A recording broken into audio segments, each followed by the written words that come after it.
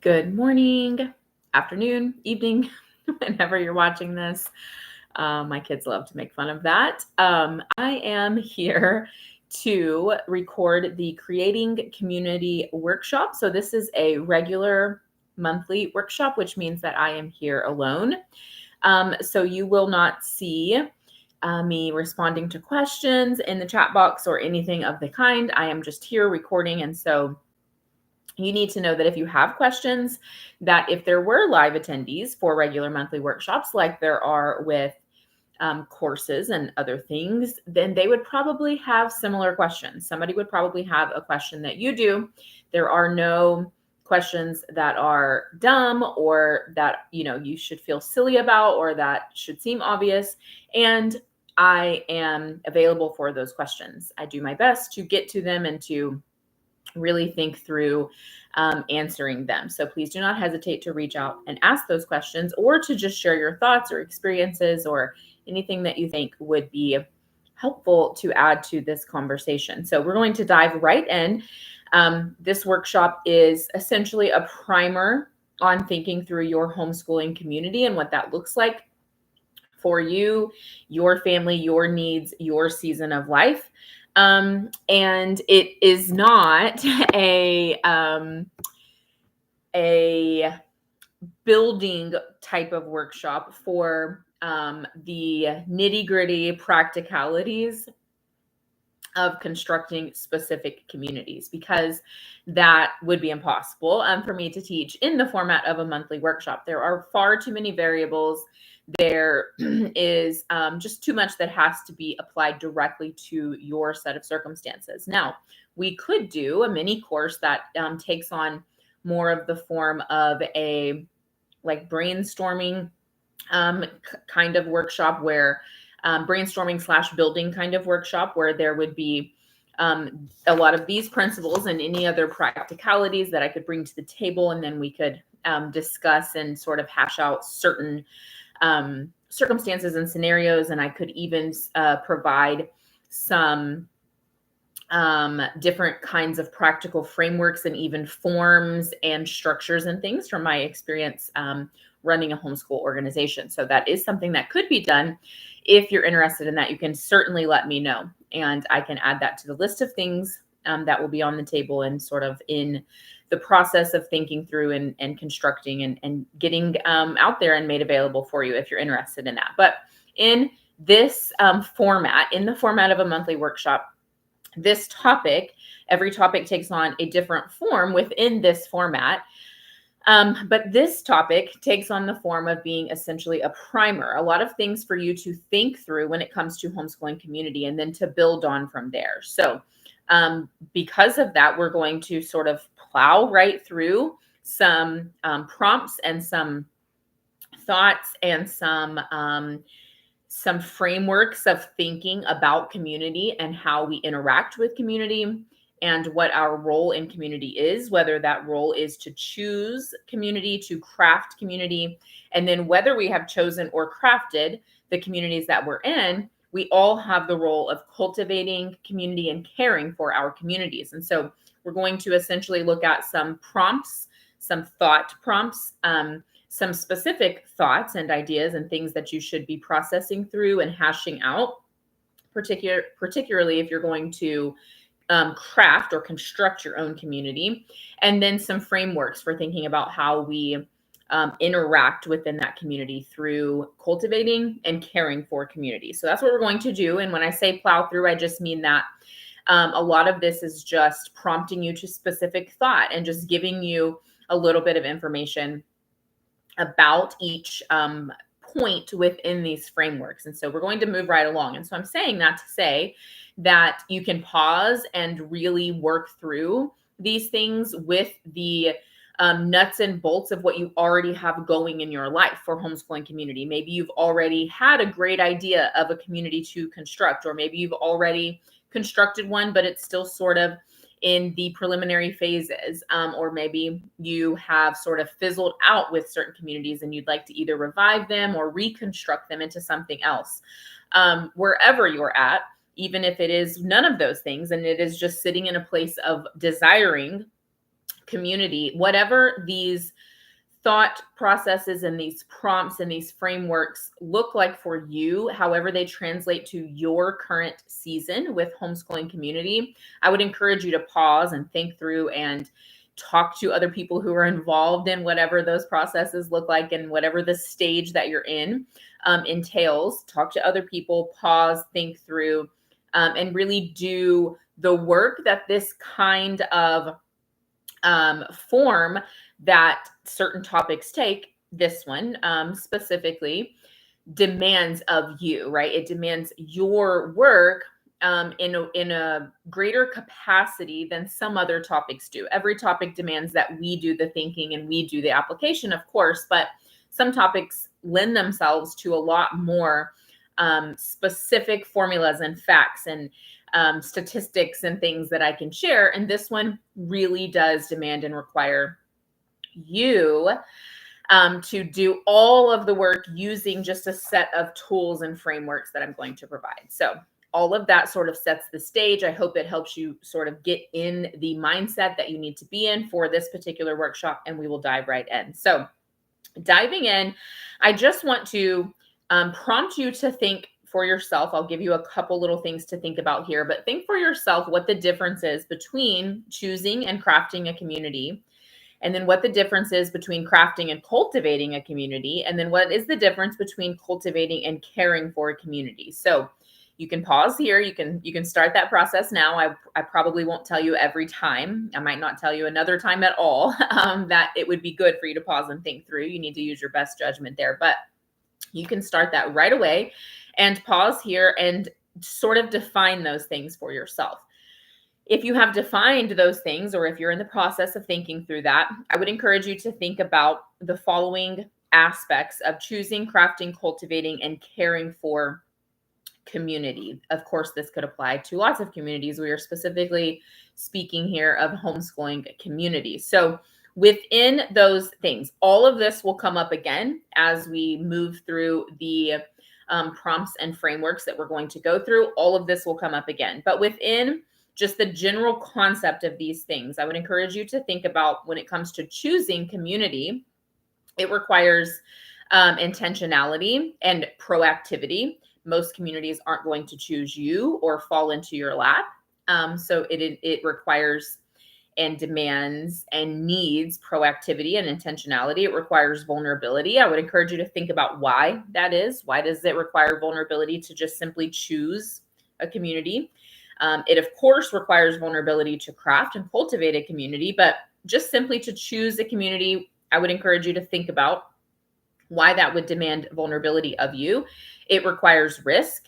Every choice to enter into any community is a risk, and we can mitigate certain risks in a way that applies wisdom, but we cannot eliminate risk, and we cannot prevent the consequences of existing in community entirely. And we shouldn't. We really shouldn't. Of course, a part of us will always desire that, especially for our children, for ourselves, but most especially for our children. But that is not ultimately ideal. So it is actually a good thing that choosing a community requires risk, or it has risk inherent within that choice. A recognition of toxicity and what that looks like. So basically being able to see a red flag. This is going to come up again, and I'm going to contrast that a bit with just being triggered and by certain things and seeing everything as a red flag, when it is just humanity and not necessarily toxic humanity, but truly the ability to recognize toxic humanity is necessary for choosing a community. So again, I would encourage you to think about why each of those things are demanded in the choice that we make between communities and then to enter a community.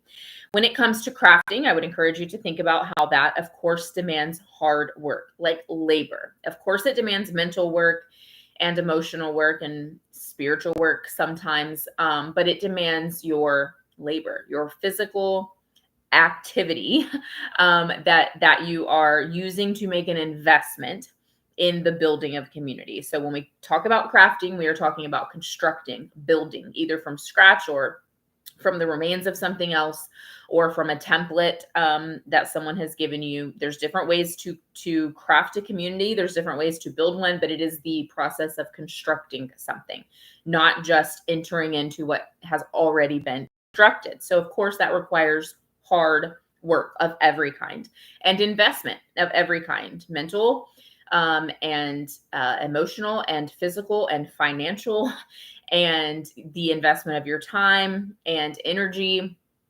your emotions, all of those things. So it requires work and investment, energy and time, of course, specifically.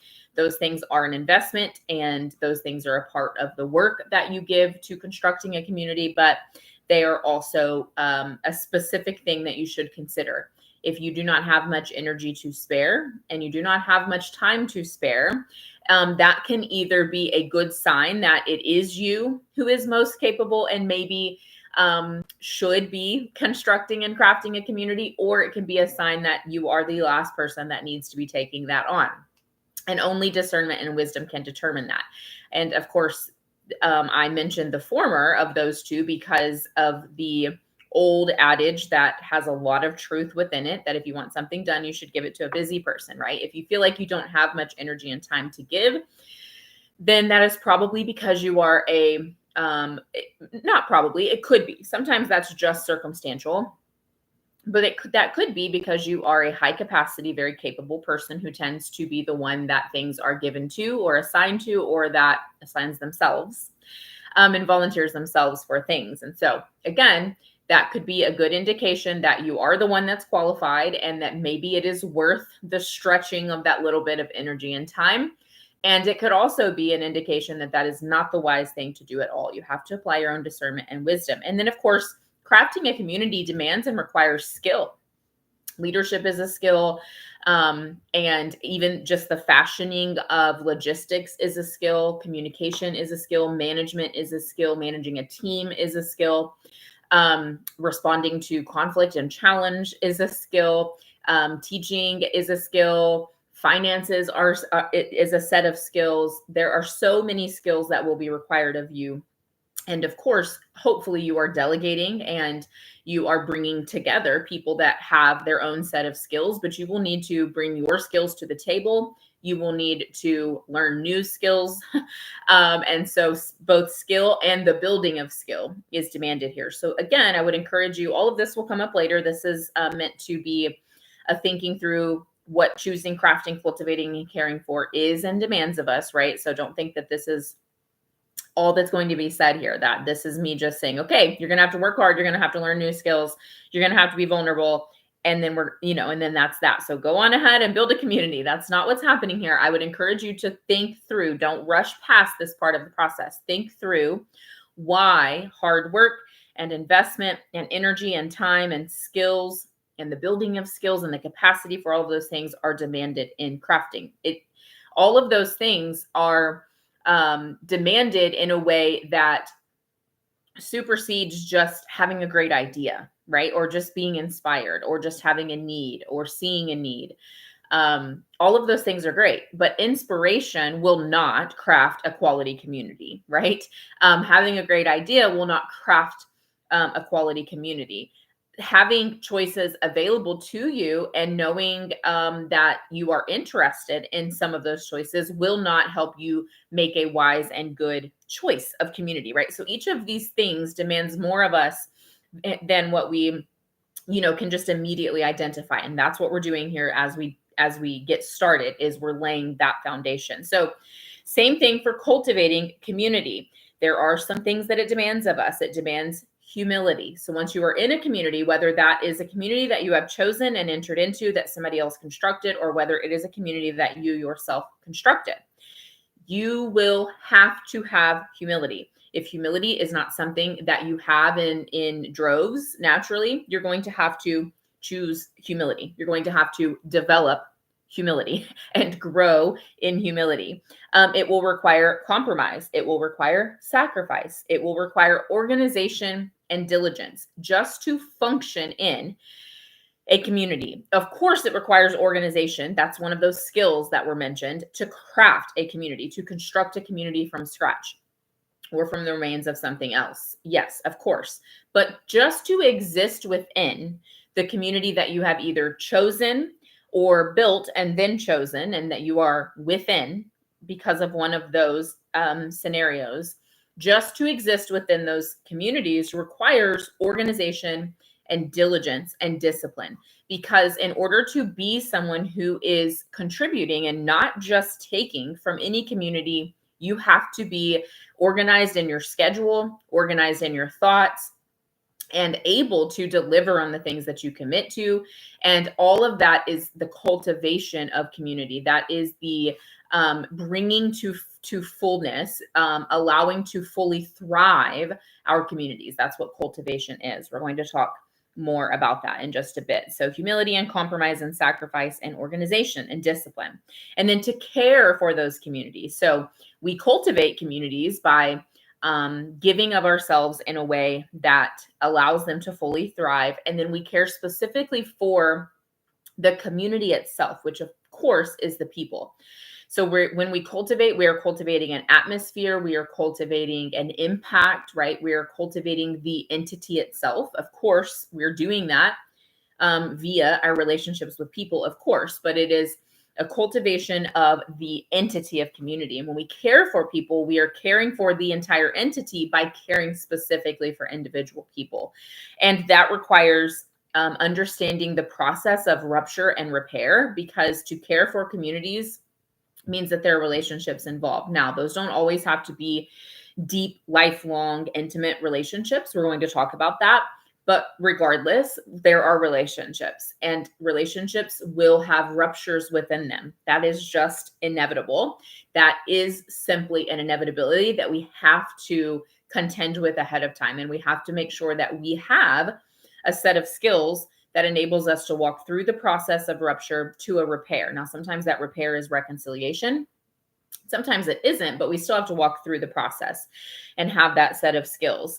Caring for our communities kind of on the flip side, but they're not really opposites, but it also requires us to have boundaries and to have good instincts when it comes to our boundaries. To know what a boundary is not a way to just be graceless to people. It's not a way to just prevent our own humility being necessary, our own sacrifice being necessary, right? A boundary is not a set of our own preferences that we have called a boundary so that we can dictate how other people behave in attempt to control every move of other people. That's not a boundary.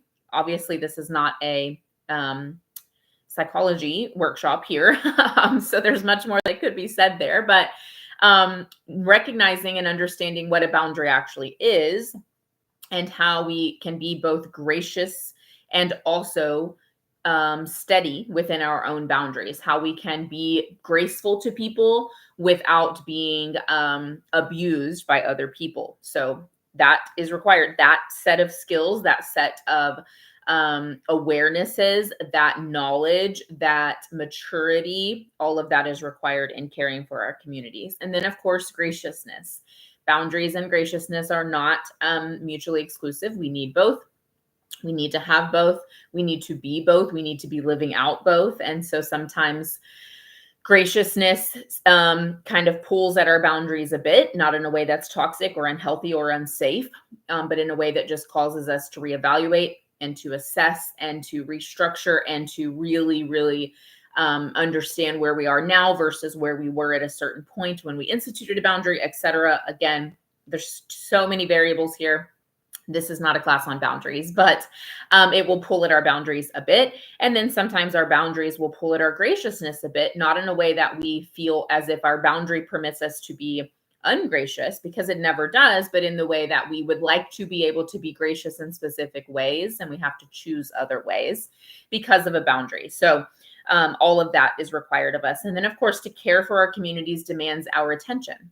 We cannot care for people when we do not pay attention to people and what they need and how they would best be cared for. So choosing and crafting and cultivating and caring for community, it has demands, and it has potential, and it has beauty within it, and it has goodness within it. It also has difficulty and challenge and all of those things. And so again, if you haven't already, if you just listened to me straight through, I would encourage you to pause and not skip past that portion of this, to really think about each of those things. And then now, once you've done that, we will dive into choosing and crafting, and then cultivating and caring for separately. So essentially, each of these has either a framework of choices to make, things to think through, distinctions to really make sure that you understand between things, thought prompts,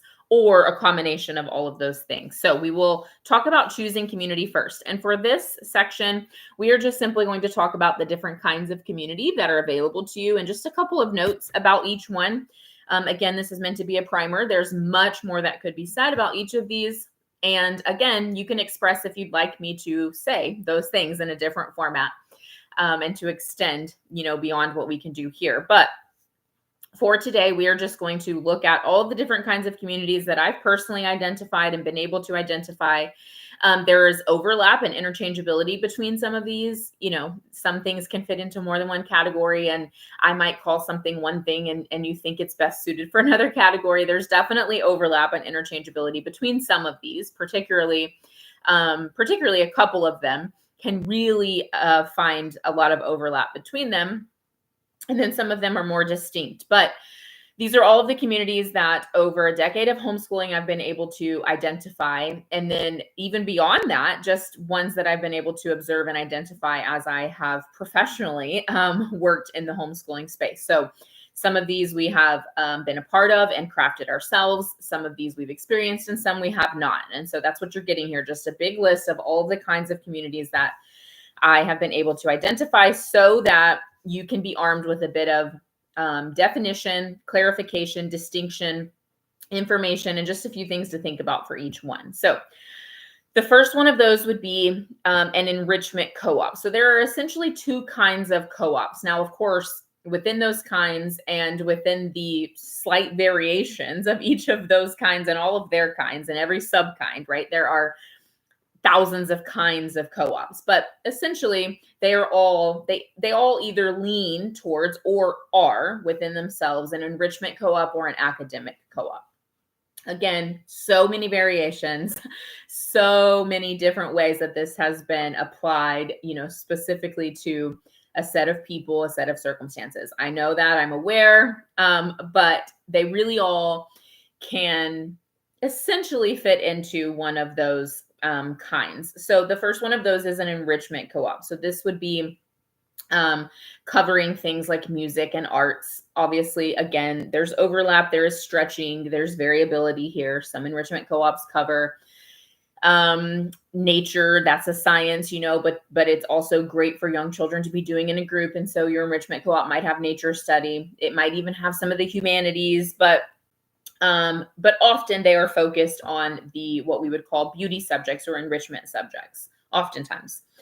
It doesn't have to be an academic co-op just because you're also doing Plutarch or, physical activity or mapping or Shakespeare or whatever. It doesn't have to be an academic co-op just because it has things that are, that you would maybe label as academic. It doesn't have to be qualified or classified as that. But these are just general categories, just general ways of thinking about these things. And enrichment co-op is generally focused more on the beauty subjects or music and arts, etc. So this can be chosen because it is in addition to what you're doing at home. Maybe you do these things at home, but it's just a good opportunity for community. And you're going to continue to do them at home. Or, of course, it can be chosen to replace or to fill a hole of something that you're not doing at home. So you can take some things off of your plate at home. And that definitely has a seasonability to it. We're going to talk about seasonability with community a lot today. And that definitely has a seasonability, right? Sometimes your enrichment co-op might be providing a certain set of things. And so you don't have to cover those at home, or you can cover them at home in a way that is fun and that you would you have always wanted to do and that you would enjoy entirely, but that you don't feel like you have the freedom to do if you're not getting to some of the other ways that those subjects can be covered. And so if your enrichment co-op is providing them, then sometimes you just have more flexibility and freedom at home. Or like I said, for the season that those things are being provided, you might just not provide those at all or cover those at all at home and cover other things. And then when your enrichment co-op in a different season is providing a different set of things, then you can cover the previous things at home and sort of switch things out. So taking some things off of your plate in addition to providing community. A couple of benefits for an enrichment co-op is taking things off of your own plate or giving you more freedom to cover those things in different ways. Also, sometimes there are expert or more expert, passionate pursuers of those subjects within the co-op that can pour into your children in ways that you cannot. Now, by cannot, I do not mean that we have to feel like an enrichment co-op is a necessity and that we can't teach our children music theory just because we are not a musician. We can, in the same way that we facilitate learning about all manner of other things, but it is a valuable thing to have people who, when we can and when it suits the season that we're in, to have people that are musicians teaching our children music theory, or who are artists teaching our children color theory or whatever. So even when that's not the case, just a variety of instructors, a variety of instruction, providing different ways to be instructed and to think about things, different perspectives, and even just ways of speaking, vocabulary, different postures of teaching outside of our own. That's often provided in an enrichment co-op. The other kind of co-op is an academic co-op. And I won't say a ton here, but that the primary example of that would be something like Classical Conversations. I will give you just a side note and say that I know that Classical Conversations is a great blessing to many families, and I am not discouraging that in any way. If you are new to community or you've never chosen or been a part of some of these kinds of communities and you're really thinking through this, I would encourage you to really look at Classical Conversations and be really wise and discerning before you enter into that. Now, again, please do not message me if you've had a great experience with Classical Conversations and it's been a great blessing in your life. I know that that is true for some people. There are also caveats I would give and concerns I would have for some people. And I can't speak individually here. I'm just speaking in generalities. And so all I will say is use your own wisdom there, and discernment, or seek out other counsel if that is needed. Classical Conversations in itself is a very high demand kind of community. So just know that. But it is a very, very good example of what an academic co-op is. There are many other ways an academic co-op can be structured. It can be a one town, one group, a single academic co-op and still be very much an academic co-op. Or of course, there are other organizations that have multiple chapters, etc., that aren't Classical Conversations. But if you just think about what Classical Conversations is, then you will know what an academic co-op is. And so that is in contrast to an enrichment co-op that is often focused on things like foreign languages and sciences and maths often, and sometimes the humanities. And again, those things can take more of an enrichment approach. You can have any of those things in an enrichment co-op, but an enrichment co-op is meant to be considered a part of your education, yes, but not necessarily a part that you are very highly dependent on for being the bulk of any certain subject. And an academic co-op is the opposite of that. You are depending upon an academic co-op to provide a lot of your children's instruction in any individual subject. So enrichment co-op, academic co-op. Then this is a kind of group that you could have, this next one that we call School with Friends, and it's what we have done for several years now. And it is the kind of community that we are in. You could call it something totally different. This isn't probably a thing that you will find. I think we just made that name up. So I'm just calling it what it is in my life. But this is essentially a much smaller, more intimate version of a co-op, but without the structure of a co-op. And so in our specific circumstance, it looks like us and one other family, and then once a month, us and two other families. And so we meet every week. Generally during the summer, oftentimes that's not true, and sometimes it's just not true because it's just not true because of circumstances and schedules and needs. But generally we meet every week, and so 3 out of 4 of those weeks, it is just us and one other family every single week. And so that is what I mean by a much smaller, more intimate community that gives the benefits of an enrichment co-op in a smaller, scaled down way without all of the structure and demands of a co-op. And so I'm sorry, I kind of got myself off track there and didn't finish what I was saying as far as the structure goes. 1 week a month, it is us and 2 other families. So we bring in another family and that we are all friends with. And so even in that, even on those weeks, that setting, that group size is much smaller. It is definitely a scaled down version of a co-op. This kind of structure, whether you call it school with friends or not, but the school with friends idea could be casual or it could be structured. So it could be casual in that you just sort of bring things to the table that you're interested in, or everyone just sort of takes a week and they can just provide a lesson in whatever they'd like to, or it can be more structured in that you have specific weeks for specific subjects and different people teach different things. That's kind of how we do it, but with a lot of flexibility. And so we have most of the day set aside for play because that is a very important part of community and of childhood. So we do not, consider that just to be just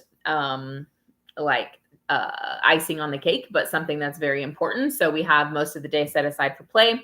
And then we have 2 lessons together. So one of us, my friend, teaches etiquette and manners and sometimes cooking and life skills and things like that. So sort of a broad category there, but that all falls to her. And then I teach something else. And so 1 week a month, that's something else. This particular year is tales and folk songs. So we're using the Delightfully Feasting Cinderella unit. 1 week a month, that is science. This year we're using the medicinal plants Delightfully Feasting unit. We're using each unit all year because there are 12 lessons and we're doing this once a month. And then another week, it is something topical or thematic. And then 1 week a month, we usually have some sort of celebration or party because every month seems to have something available for us to celebrate. So that is just how we do it. But that's just to give you an idea, sort of get your wheels turning as to the different ways that you could structure such a thing. Again, it could be as casual or as structured as you'd like it to be, but in the scaled back size, a lot of flexibility is provided. So even in structuring things, so much flexibility is provided just in the very nature of only having one other person to make changes with, right? To have to adapt with, to have to communicate with. So that is that kind of community, whatever you call it. Then there are activity-specific groups. So this could be something like a nature club or just a club that gets together for those holiday parties. There are several of those in our area. We've never been a part of that specifically. I have also run, until last year, a monthly nature club. And so that would fall under an activity-specific group. Again, there's overlap here. There's interchangeability, but just to give you some distinction so that you can really think through what would be good for you. When I ran a monthly nature club, that was called Forest School. I didn't really know when I started that several years ago that Forest School was actually a thing, that was an organization. But I just called it Forest School. And we just met for a hike and a lesson every month. So we would just, for a few of those years, it would be the same location every month. So we could see the location transfer through every season and change through every season. And then for a couple of those years, it was a different location every month. And we would just go on a hike in our area and then have a simple lesson. And so it was pretty low demand and low stakes for everyone involved. I provided those lessons.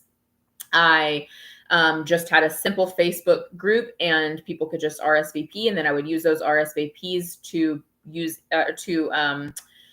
know the number of handouts that I would need for the lesson and, add a few because not everybody RSVPs. Just practical side note there. And then I would just I just had a box of supplies that was just for forest school because, at our largest, it was maybe 15 families that were attending each month. So nothing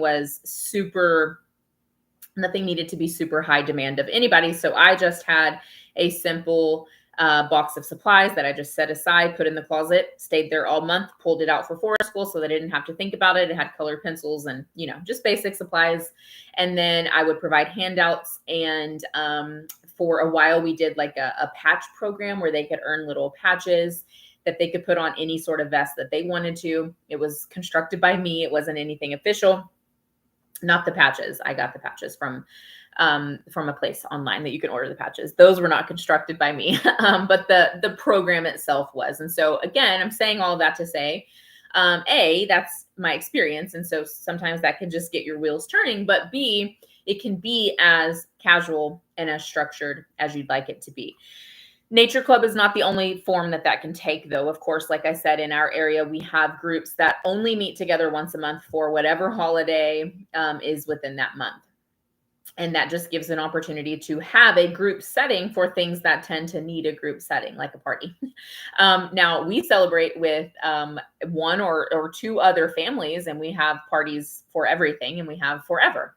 We've already this year, we've had an Easter party, a St. Patrick's Day party, a Valentine's Day party, a New Year's party. So you don't, when I say need, you don't have to have a larger setting to have a party, but parties do tend to lend themselves to really being best in a larger setting. So you can adapt that. I cannot right at this point, in the game, take on membership in even a casual membership in a party kind of group in another community. And so we've adapted that. But really, one of the benefits of such a group would be that you have a group setting for things that tend to need a group setting. Also, there's just safety in numbers. A nature club can be a really low demand way to just explore the world around you. And so you could find that this is the best community for you simply based on the fact that right now exploring the world around you is a primary need for the ages and seasons that your children are in, the season that your homeschool is in. And so all of the other things might be great choices too, and they might be available to you, but just simply because of the fact that you want to get out in nature with your children, and that doing that in a community setting, a once a month hike club, or even a once a week nature club, or whatever the case may be, provides safety in numbers, right? You're in a group hiking in the woods instead of alone with your children. That may be the very thing that is a deciding factor for what community to choose. So it can be very practical and very seasonal, but it does often provide that. And again, it's a low stakes way to be involved in a community. Interest-based groups are similar. And again, sometimes there's overlap, but this could be things like your chess club or your Lego club. My boys were in a Lego club for a very short amount of time. It met monthly, and it was literally right down the road. Not even right down the road. It was like 5 driveways down the road. And so it was a no-brainer. It was at a great time in the evening, sort of between the madness of the evening, but after the day. Sometimes evening, people push that a bit too early and we're still sort of in our day. And then sometimes it's too late. And it was, that turns into madness, especially in that season of life when they were younger. And so it worked out great. But we haven't been a part of too many interest-based groups. That's just one that we had brief experience with, but that's the kind of thing that this could be. So a benefit here is that it's interest centered. Your children can be motivated to be involved in a community because it centers their interest. It can be community and also an opportunity to explore their interest or hobbies or passions.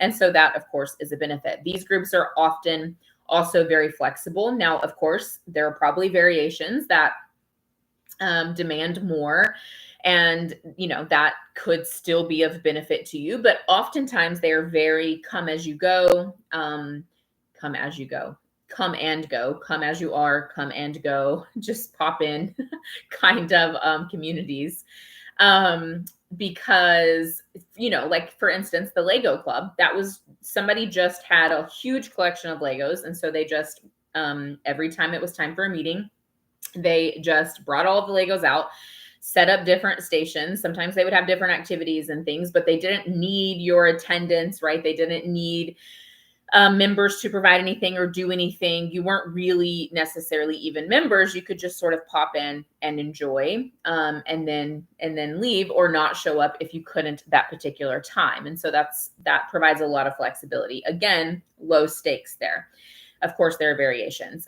Sometimes this could be a substitute for something like sports or lessons. And so there are interest-based groups that are sport related, but that are not sports organizations. And so sometimes that can be a great blessing to families who, because of time or finances, just simply cannot meet the demands of being in a sports organization. So you can have a soccer club that has nothing to do with any official soccer organization, and you don't have official games with other teams or anything, but you just get to explore and practice and learn an interest or a hobby in an interest in, or a hobby or a passion for soccer, or whatever the case may be.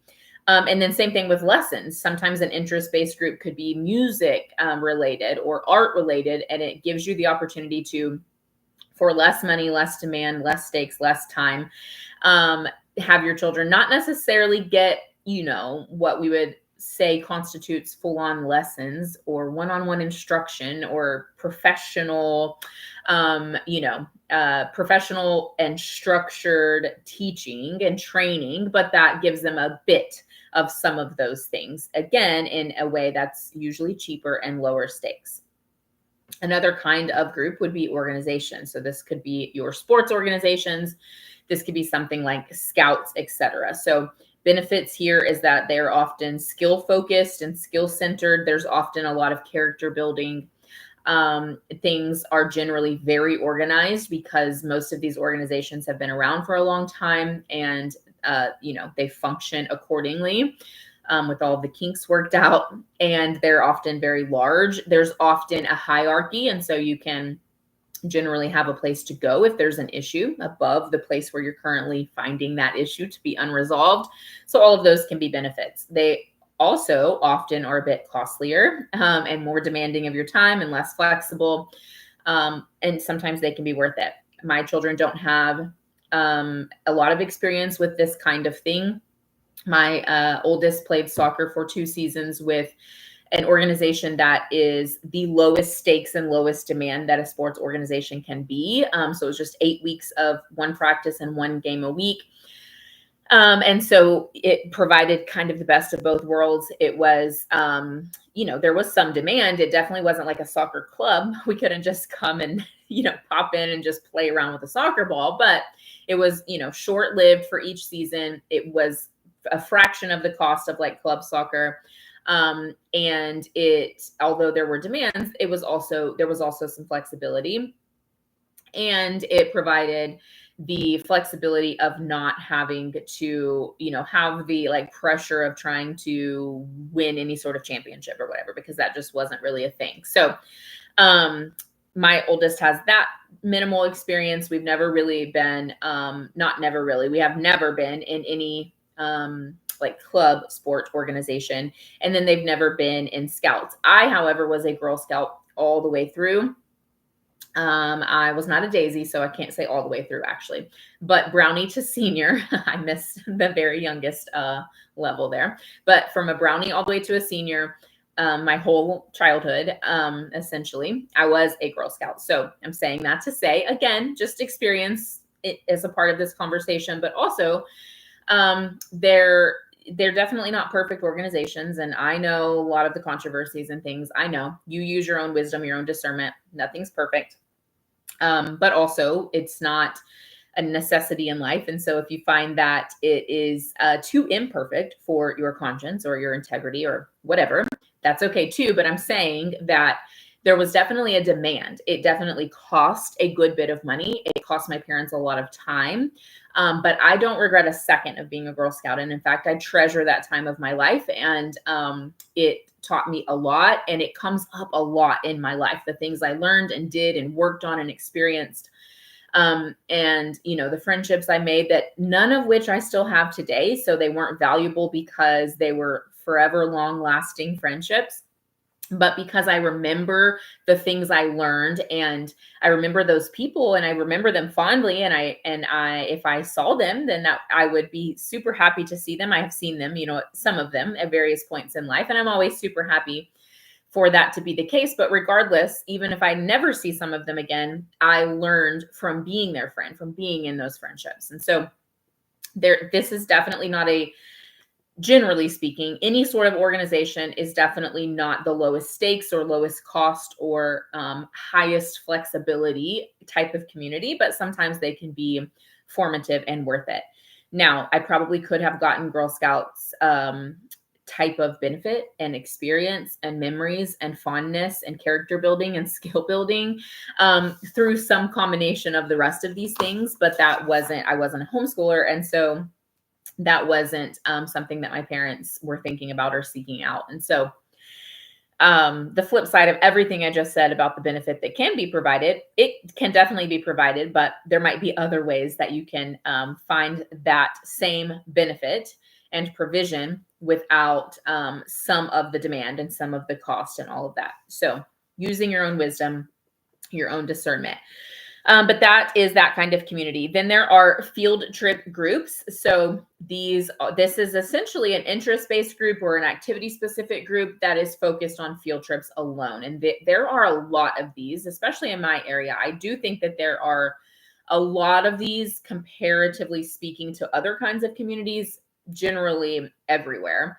Not everywhere, but it's very widespread, right? So not necessarily in every city or even state, but across the country and even across the world, from the people that I have talked to, heard from, people that are members and customers of Delightfully Feasting, and just what I've seen and observed. I think that this has grown exponentially, and that this kind of group is pretty readily available. And so, of course, this would be monthly or quarterly or sometimes weekly, maybe, field trips to a variety of locations. So, of course, the benefit here is that there's usually a discount for that. Again, safety in numbers.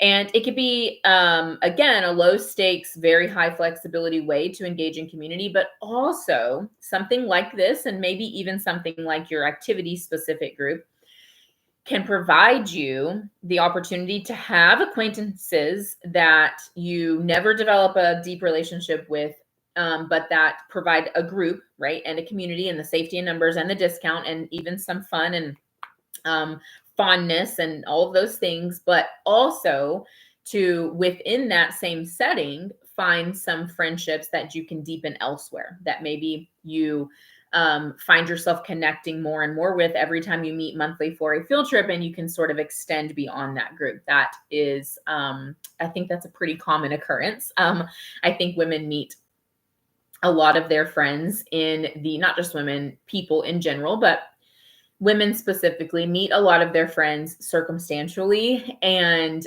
that shared experience is oftentimes a jumping off point for a deeper friendship. So I did not meet any of my close friends in this way, but I did meet two of my very best friends when I ran a homeschool organization. It was a homeschool support group, which is what we're getting to next. When I organized and was the president of a homeschool support group, I met two of my closest friends that are still my closest friends now. And so I think that any of these communities can provide that opportunity, but I do think that something as low stakes and fun and lighthearted as a field trip group can give you the opportunity to find people that you say, okay, we're just going to be acquaintances. I like them well enough, but I don't think that it would extend beyond this point.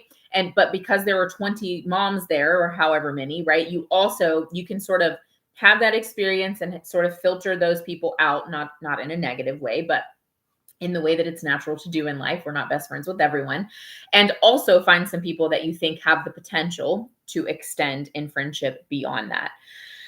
So then there are support groups, and this is multifaceted. There's lots of different kinds, but this is essentially meeting more than one need. This is usually a combination of some of these other things. And so I will just, for reference, share what it looked like when I ran a support group, just so you can get a picture in your mind. But then hopefully that one picture in your mind, because I've only ever ran one, can help you think of other examples and groups that you know of, just because you kind of get a picture and an understanding of what this can be, but it can take on many different forms. It is definitely multifaceted. So when I ran a support group, it was called School at Home Eagles. So if you ever see reference to eagles in anything, that's what that was. It was a very important, formative, brutal, gut-wrenching, lovely, beautiful, wonderful, don't regret it time of my life. And a lot of what I learned doing that, I brought into Delightfully Feasting in a new and improved way. So it was very dear to me. So you'll probably see that term or that name, School at Home Eagles. That's what that was. So if you're around, if you're just taking this workshop because of the topic, that's totally fine. You don't need to know anything more. But if you are in the Delightfully Feasting community, you probably have seen or will see me reference that. And what that was a monthly support group. And in the structure of the monthly format, we would meet once a month all day. And during that day, there were classes broken up by age. So there were 5 classes, so age groups, that the children would go to, and they would be in their classes all day. They would have lunch all together as a group. And then they would go back to their classes, and the moms would meet together, and I would teach the moms. And so in the morning we would do Bible study, that it was a Christian organization. And then in the afternoon we would do some sort of homeschool training, a lot of which is now in the format of a Delightfully Feasting course or workshop, because I sort of hashed it out and built it and learned, sort of got my groove and learned and practiced doing that. So that is what we would do. Now, we would also meet a second time every month, and sometimes a third, but always a second, for either a field trip or a party. And so there was a lot of different components provided in the structure of a support group that had 1, 2, 3, just depending on the monthly meetings. And so within that framework, there was both a lot of opportunity to pack a lot in. There was also a lot of wiggle room for people who weren't heavily involved as far as like being on the board of directors or being a teacher, but just being members, to know that, yes, it's an entire day. Yes, that takes a pretty hefty investment of time and energy, and, just thinking about lunches and all of those things. Sometimes even just the drive.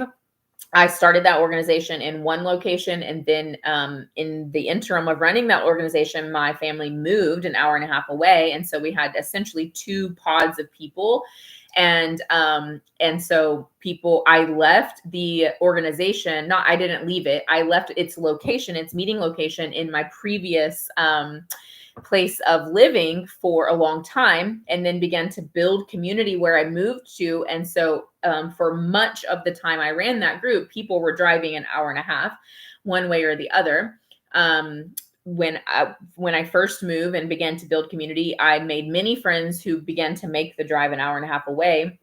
And then as the people that were making that drive began to sort of outnumber the people who were remaining in the group in the previous location, I moved the meeting location. And then there were still a remaining group of people driving an hour and a half this way. So all of that to say, it was a hefty investment, but it was an investment that sort of had its place, and it stayed in its place. And that place was essentially once a month. The parties and field trips and stuff were considered to be, all of it's optional, obviously. It's not a cult. Nobody came to every single meeting. But the expectation was that you would be at most meetings, because it was all sort of jam-packed into, that place in which we kept it, so that it wasn't sort of taking over or bleeding onto your entire life. But it was very much like a family, and there were so many close relationships And it kind of met the needs of fellowship and enrichment co-op, a little bit of academic co-op, and field trips and activity-based stuff, and parties. We had all of our parties together. It sort of met a lot of those needs at one time. So it was a big ordeal, a big production. It took me all week to get ready for every month. During those years, I largely did not homeschool for 1 week a month. So we had a 3 weeks on, 1 week off schedule for much of that time because it was very demanding. It was a huge ordeal. There were tons of moving pieces. At our largest, we had like 60 families that were enrolled.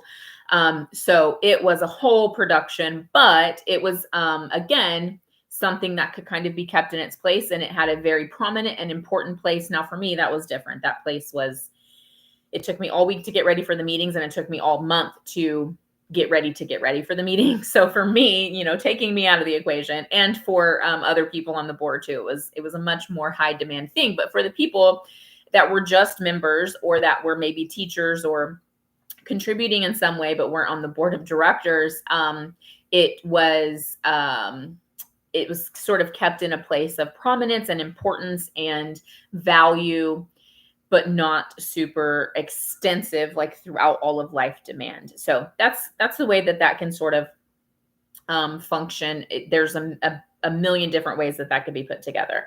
Then there are multi-generational groups. So this could be everything from your like volunteering at the nursing home kind of activities and structures. So like truly multi-generational, or any time in which you bring in like trade based instruction. So you bring in someone who is an expert in a certain trade to meet with you and your friends, or to come to your interest-based group, or because you just have a neighbor who loves to share stories of their experience, whatever that looks like, a trade or military experience or travel experience, whatever that looks like, loves to share it, and your children love to listen and hear those things. And so you facilitate either in a formal way or in an informal, casual way that discussion and sharing of stories. So a benefit here is that community extends beyond just peers. Now, peers are important. And I'm not one of those people that think that your children don't need friends and that childhood friendships mean nothing. I'm not that person. In fact, I take issue with that, and I've done so publicly. So peers matter, but community is more than just your peers, right? We know that at no other time in life are we in a community with people only our age, other than in childhood. And in childhood, it's usually fabricated, right? It's because our parents have enrolled us in either an education institution, which if you're taking this, that's probably not the case, or they've enrolled us into some sort of club or group, right? And so it's fabricated. We are in the 3rd through 5th class because we're in 3rd to 5th grade, right? So community extending beyond and sort of transcending just peers is the benefit here. And then also, of course, wisdom and skills, the whole older teaching the younger idea. That is a biblical idea when it comes to discipleship, but it also extends the beauty of that, the gift of that, the organic nature of that extends beyond just discipleship, into sharing of wisdom, sharing of experience, telling stories that you can only tell if you've lived through those stories, building of skills, all of those things. So that is a kind of community in itself. And then, of course, friendships are a kind of community within themselves, and they matter. So when you, through any of these other kinds of groups, or just through being out and about, going to the park, just simply posting on a local online group, because that's a whole nother kind of community that I could have included here, that your children would like to meet other homeschoolers, and being very vulnerable to meet up with people and sort of try out friendship and compatibility in that way, however you do it, whether it's because it comes through a community, which a lot of my children's friendships have come through Eagles, and that's just been the gift and blessing for our particular life and homeschool and circumstances. But that's not all of their friends.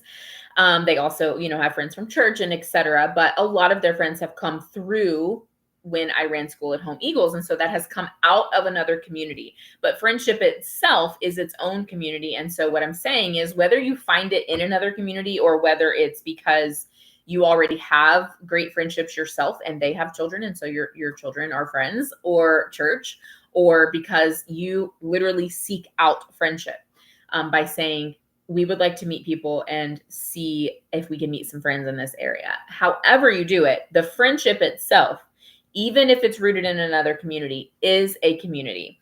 And so a benefit of that is that your children get to have peers, which are important, and peer-oriented friendships are important. Your children do actually need, in my humble opinion, this is not a workshop about that, but my opinion is that they do actually need more than their siblings and more than you. And more than multi-generational friendships. Those things matter. And again, we're not necessarily designed to only have friendships of our certain age. We've talked about that already, but we should have peers, right? And we should have peer-oriented friendships. That is a very natural and organic thing as well. We are drawn to people who are in a similar season of life as us. All of our friendships don't have to be that. They shouldn't even be that. That can definitely create an echo chamber. Yes. And we don't want that for our children either, but peers do matter. And so with friendship, whether it's been rooted in another community or whether you have sought it out, what you have the opportunity for is to give your children peer-oriented relationships within a sort of safety net. So, especially if you're doing something like School with Friends, or if you have brought friendships from another community and you are facilitating a different kind of community, that's essentially what we've done. We brought friendships from our season of life where School with Friends was something that I was running. And we now meet with some of those friends for School with Friends, and we meet at the library with some other friends that came from that season of life every other week. And we have play dates often with some of the friends from that season of life, right? So if you bring friends out of one community and then you are either just engaging in those friendships sort of in an isolated way, and then you have communities elsewhere, or you bring your friendships into a new kind of community. The friendship itself is a community, and then wherever you land with your friendships as far as functioning within other communities, those of course are community as well. That provides a bit of a safety net. So that's different than just saying my child needs friends, and so I'm going to enroll them in classes and sports and send them off and hope that they make friends. Now those things are communities too. We talked about organizations. Those are communities. And all of your children's community doesn't have to be with you right there, entirely present and involved in every bit of it. And they don't have to have friends that are only the children of your friends. That's not what I'm saying, but there is a greater risk in those kinds of friendships that become your children's core communities, at least part of them. And so being involved in a variety of communities, trying things out, allowing community to be seasonal, and really thinking about them as what they are, and then allowing them to not be what they're not, and to just sort of be something that you move on from and that are left in one season of life, but that you are meeting friends within. There's a great gift in the safety net that provides, because your children aren't just off attempting to, first of all, know how to make friends and be a good friend without your sort of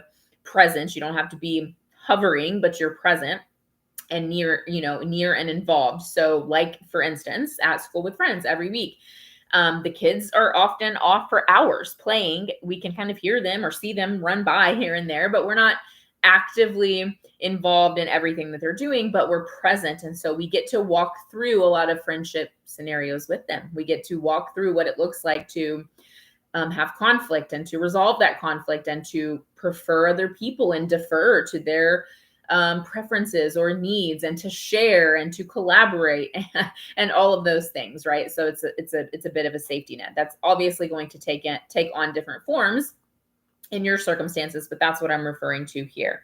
And then of course, having experience with deep relationships. The deep relationships themselves are a gift, but they're oftentimes not forever. Not everyone meets, their best friends for life when they're 5 or 6 or 12 or 15. Sometimes you do, but sometimes you don't. And so the relationships themselves, they mattered.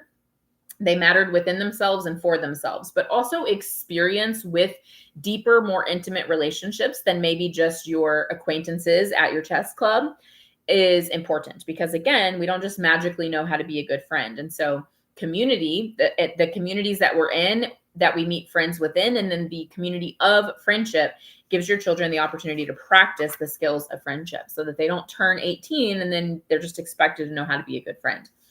Okay, so choosing community, moving on to crafting community. So for crafting community, I have 2 things for you. The first one is just a set of thought prompts. I just want you to think through what it looks like to have a vision for a community that you would like to build, and then to be mindful of that community's vitality as you have built it. And then you have to continue to rebuild and restructure it, because that's just the nature of things. And then the second thing for crafting community will be a framework of things that you will need to consider and craft if you are going to craft a community. So there will not be any formulas or or precise instructions here. These will just be things that you are going to have to consider in the crafting of a community, which is, I haven't done everything that I'm talking about here today. I'm talking about this in a professional, not anecdotal capacity, and that I've, thought through this topic at large and as a whole, and, come at it both practically and philosophically, in a way that's not just my own anecdotes, but crafting a community from scratch is an anecdote that I have that is personal experience, even though I haven't done everything that I'm talking about here. And so when I say to you that you need to decide the size of your leadership team, that's because I know, and I didn't decide a lot of what I'm going to share in that framework first. And I had to learn along the way that we had to decide it. So there will definitely be some anecdotal experience that has been poured into that particular framework, although I have definitely considered this beyond and in a way that sort of supersedes that as well. So crafting community, the first thing, just a set of thought prompts. Think about your vision and think about the vitality of your community, because if you only have a vision, then you can build something, and then what you have built is becomes an artifact, right? You have built a thing, but that thing does not possess the vitality that is necessary for it to actually remain function, right? For it to live out what it is. If I build something, but I don't give it the capacity to function, then all I have done is built something, right? So when we talk about crafting community, we're not talking about only constructing it. We're talking about constructing it in a way that then enables us and everyone else that we bring in to cultivate it. So when I talk about crafting community, I'm specifically talking about structuring it initially, yes, but then restructuring it in an ongoing way, because community always has to be restructured. So this is the crafting portion versus the cultivation portion of community, is building a foundation, but then knowing how to remodel that foundation in a way that enables cultivation. The cultivation part is to water it and feed it, right? And give it the capacity to bloom and blossom and to really meet its potential. So that's the difference. There is a lot of the same effort and work and intentionality involved in and required for crafting community and then cultivating it after it's been crafted. A lot of cultivation is directly tied to the way in which you are still crafting, because you always have to craft something beyond the initial building phase.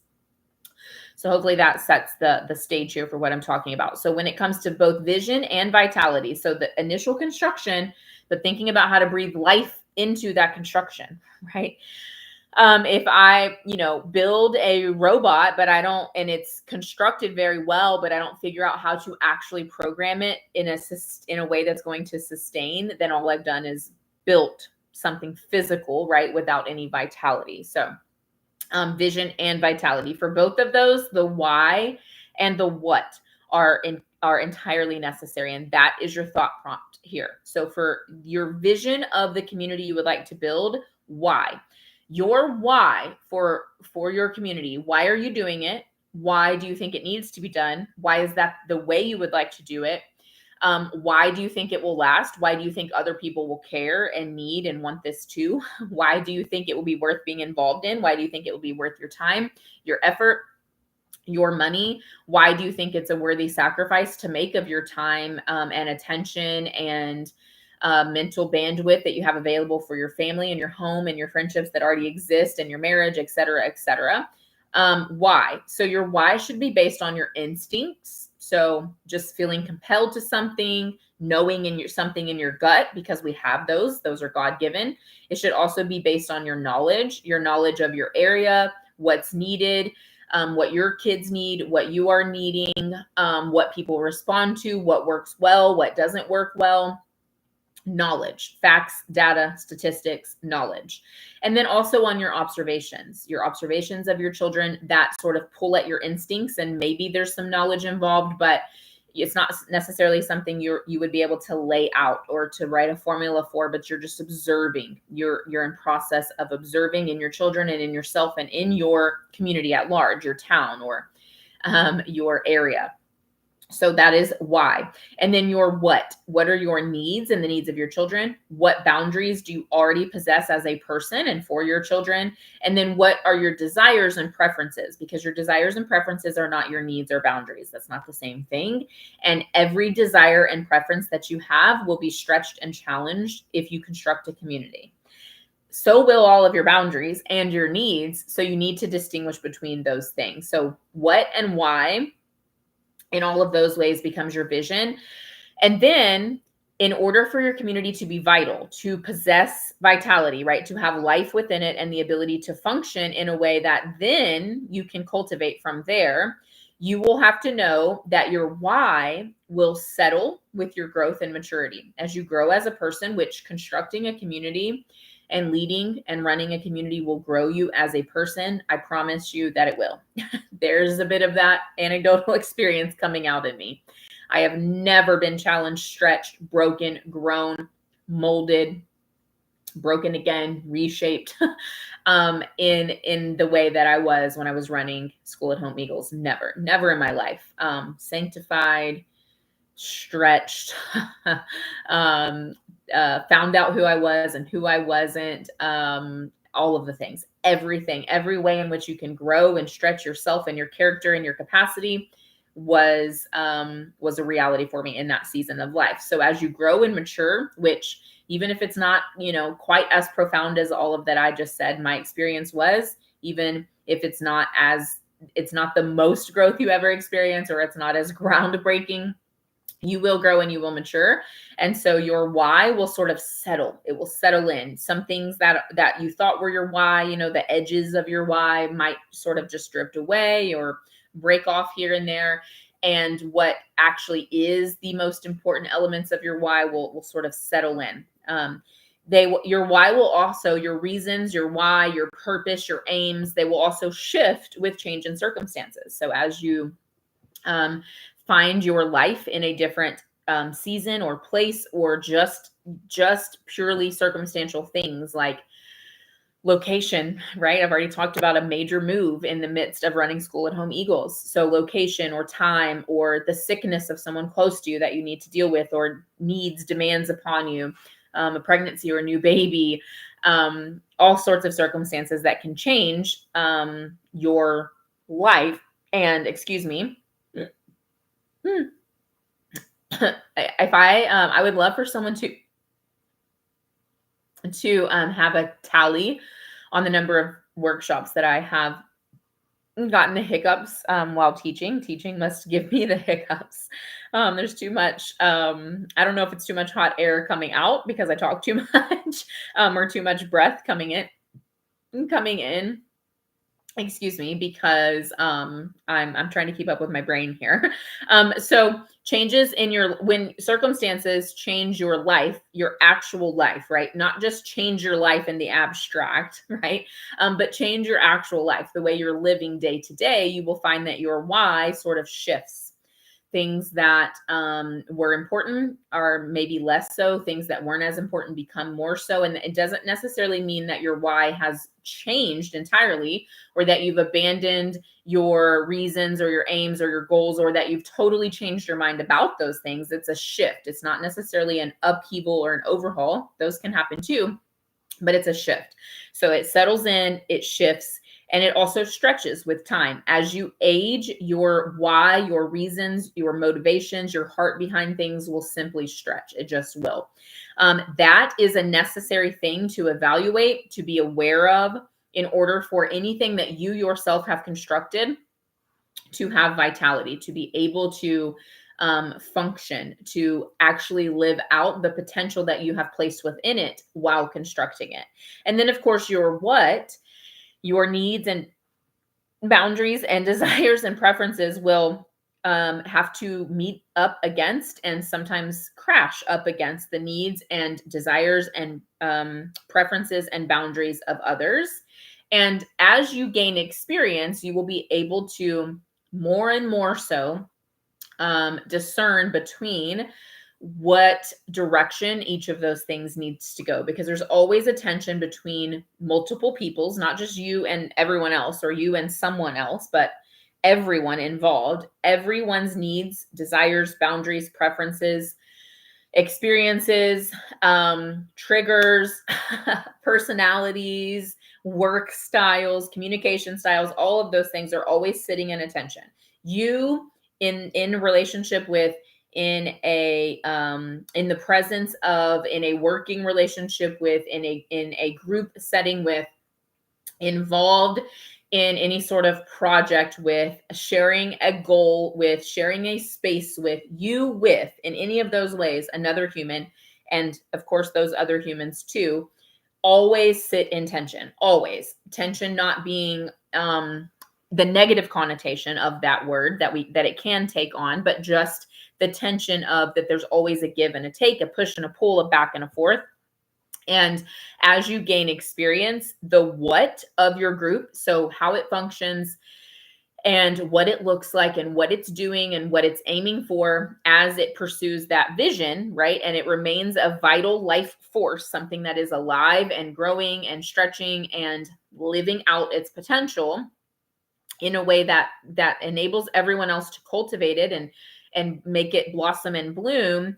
As you gain experience, that why will, as it sits in tension with other people's why and everything that's involved in the why and in the what itself, all of the practicalities involved will begin to clarify themselves. And again, this is oftentimes, unless something catastrophic happens, much more of a subtle shift.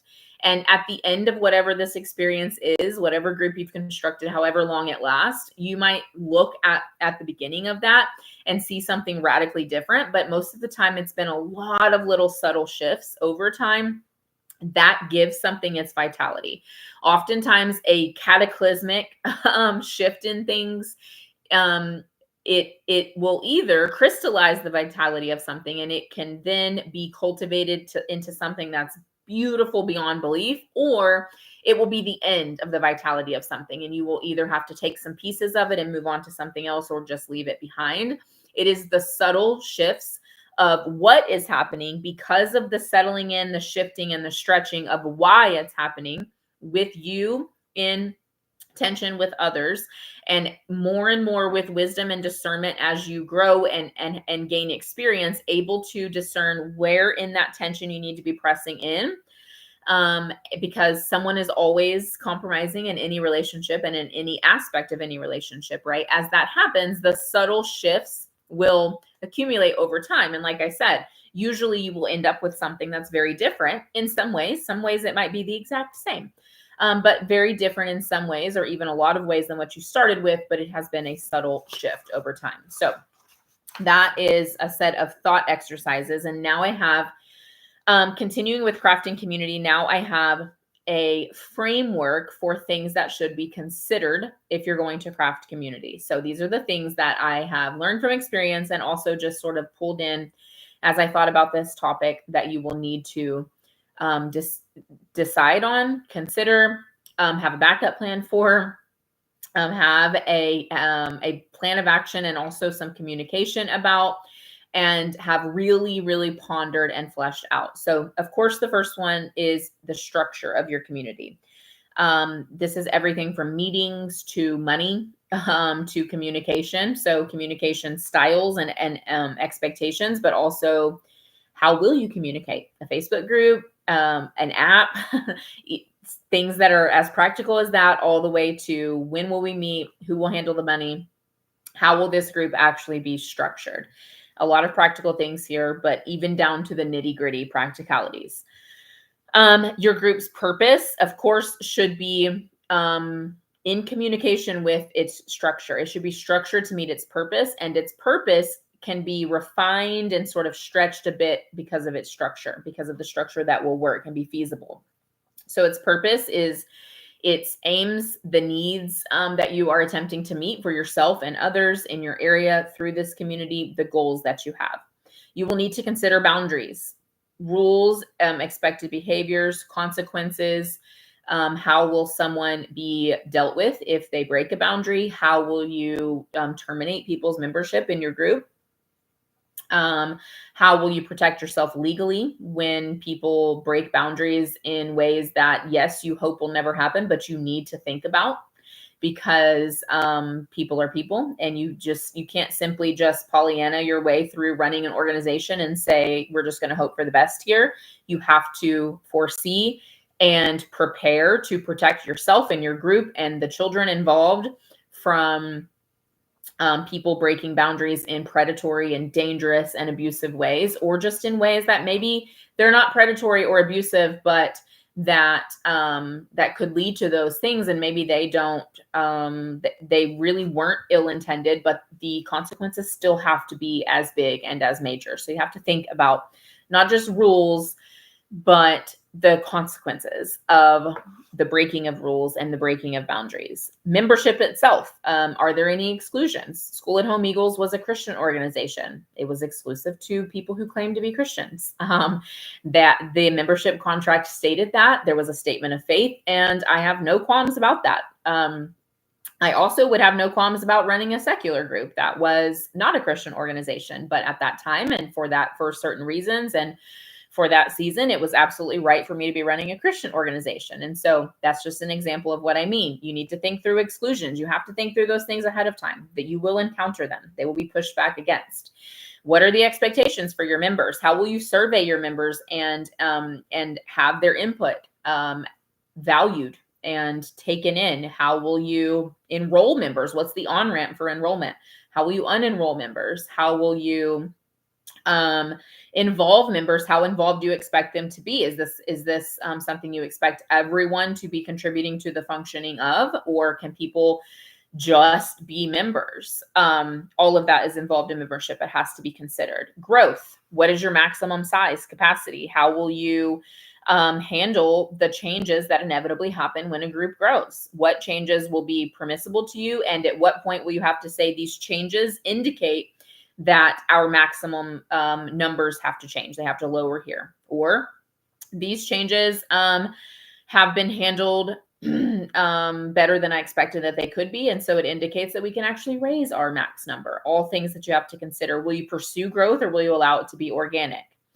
Again, how will the group change? How will the group dynamics change? Do you know that if you get past a certain point, you will have to shift in how you're functioning, or how often you're meeting, or what's happening at meetings? All things that you have to know and think about, or at least have thought about enough to come to know. Of course, you're going to miss things, and you're going to think you know things and prepare for things and then have to change it anyway, of course. But all of it is worth investing your thought into. And there's grace. You're allowed to be human. You will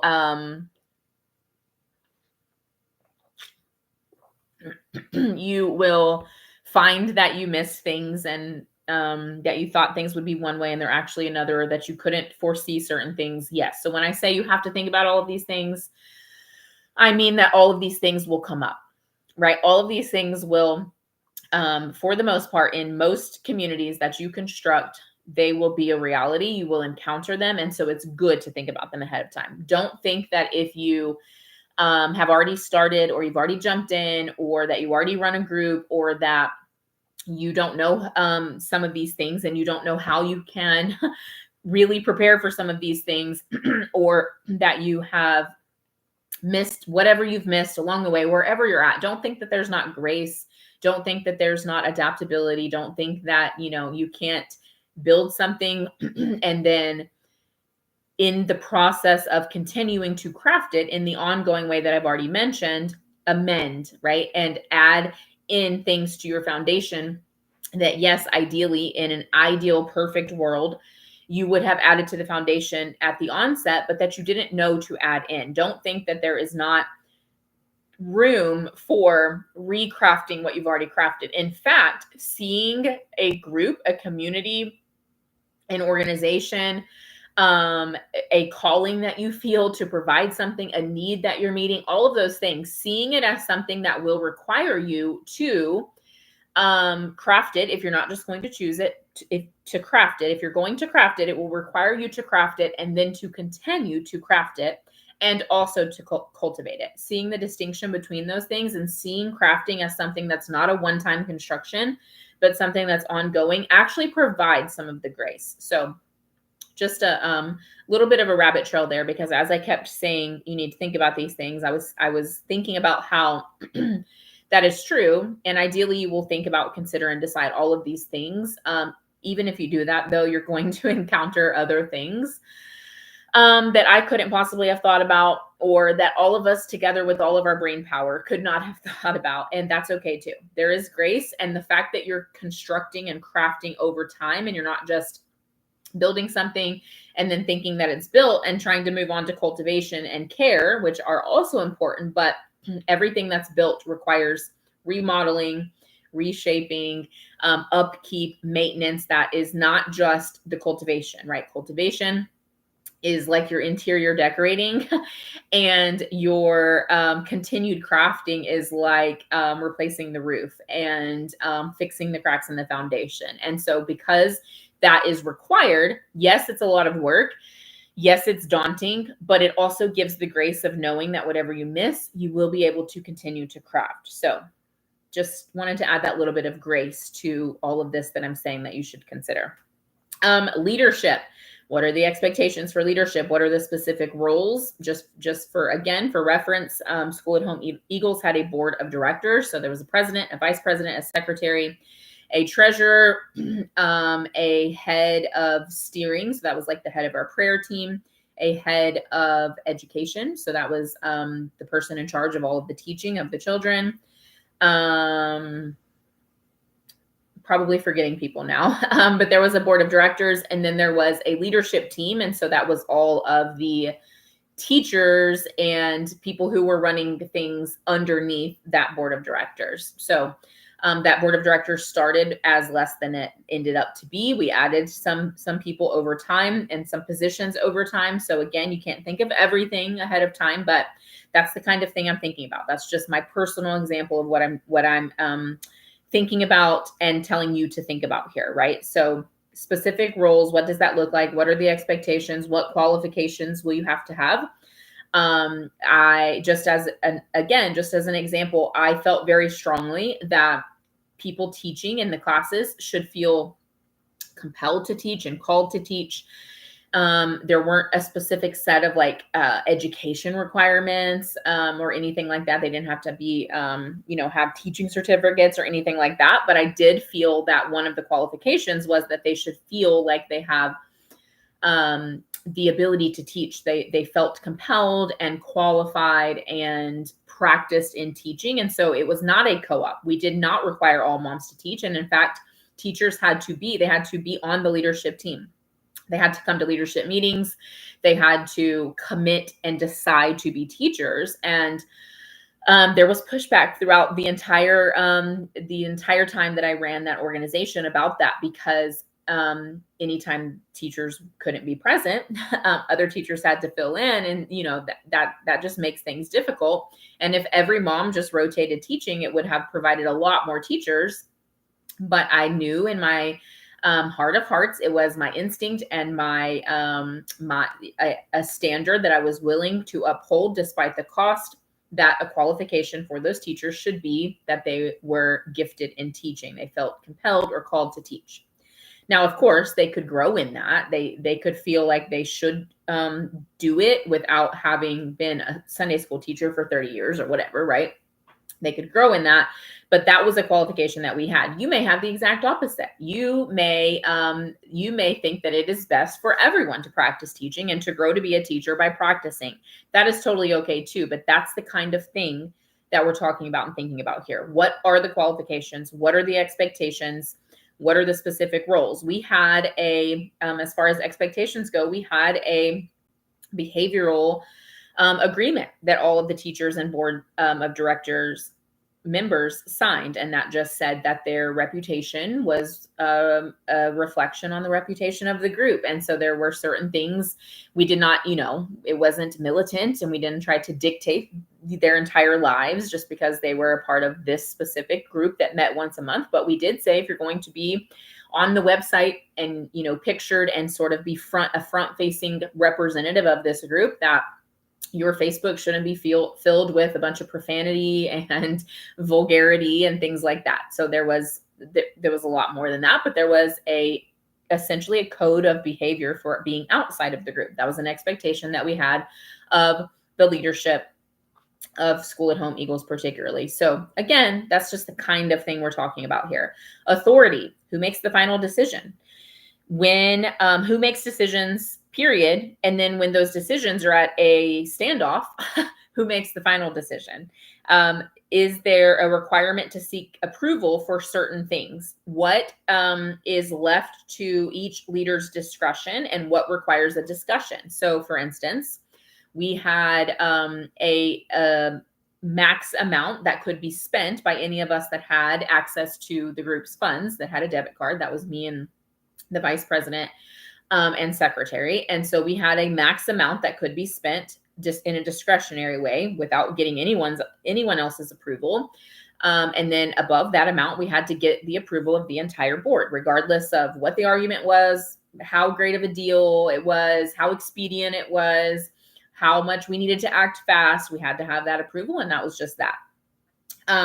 So that's the kind of thing. It doesn't have to just be financial though, but that's the kind of thing I'm talking about here. At what point do people that are involved have discretion and the freedom of discretion? And at what point do they need to be seeking approval of others? And what does that approval look like? At what point do only the board members vote on something, or the leadership team, or whatever you call it, or however you had it structured? At what point does every member vote on something?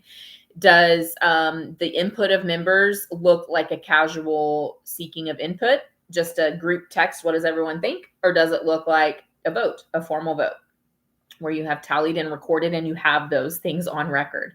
What does that look like? And then priorities. These need to be tiered priorities. Your group can have a lot of different priorities, but you need to know what the ultimate priorities are. Because they will shift, they will be challenged, they will be stretched.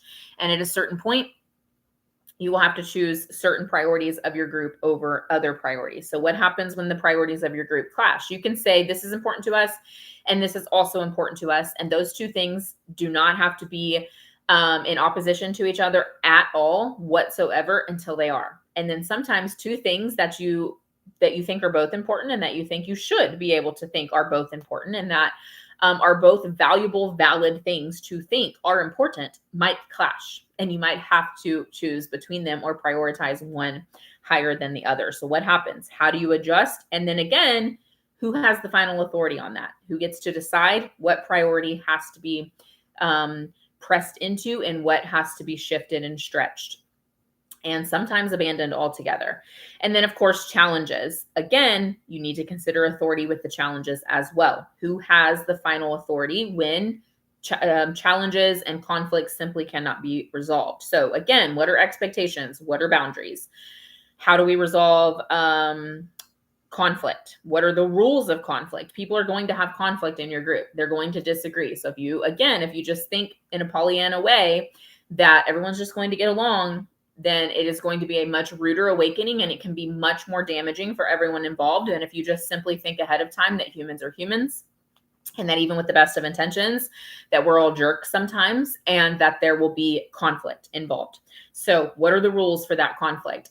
Who is allowed to contact who if there is a major conflict at play? Are the members allowed to just communicate directly? Now, of course, you can't actually disallow people from communicating if they have each other's phone numbers, but you can set the expectation that if things are too tense, too heated, that there will be a third party involved. And especially if they're discussing group business and group intricacies and things like that, that there will be a third party involved, or that they will cease communication until they are in front of a committee of people involved in the group. That's something that can be set as an expectation ahead of time. It might not need to be. I'm just giving you examples of what we're talking about here.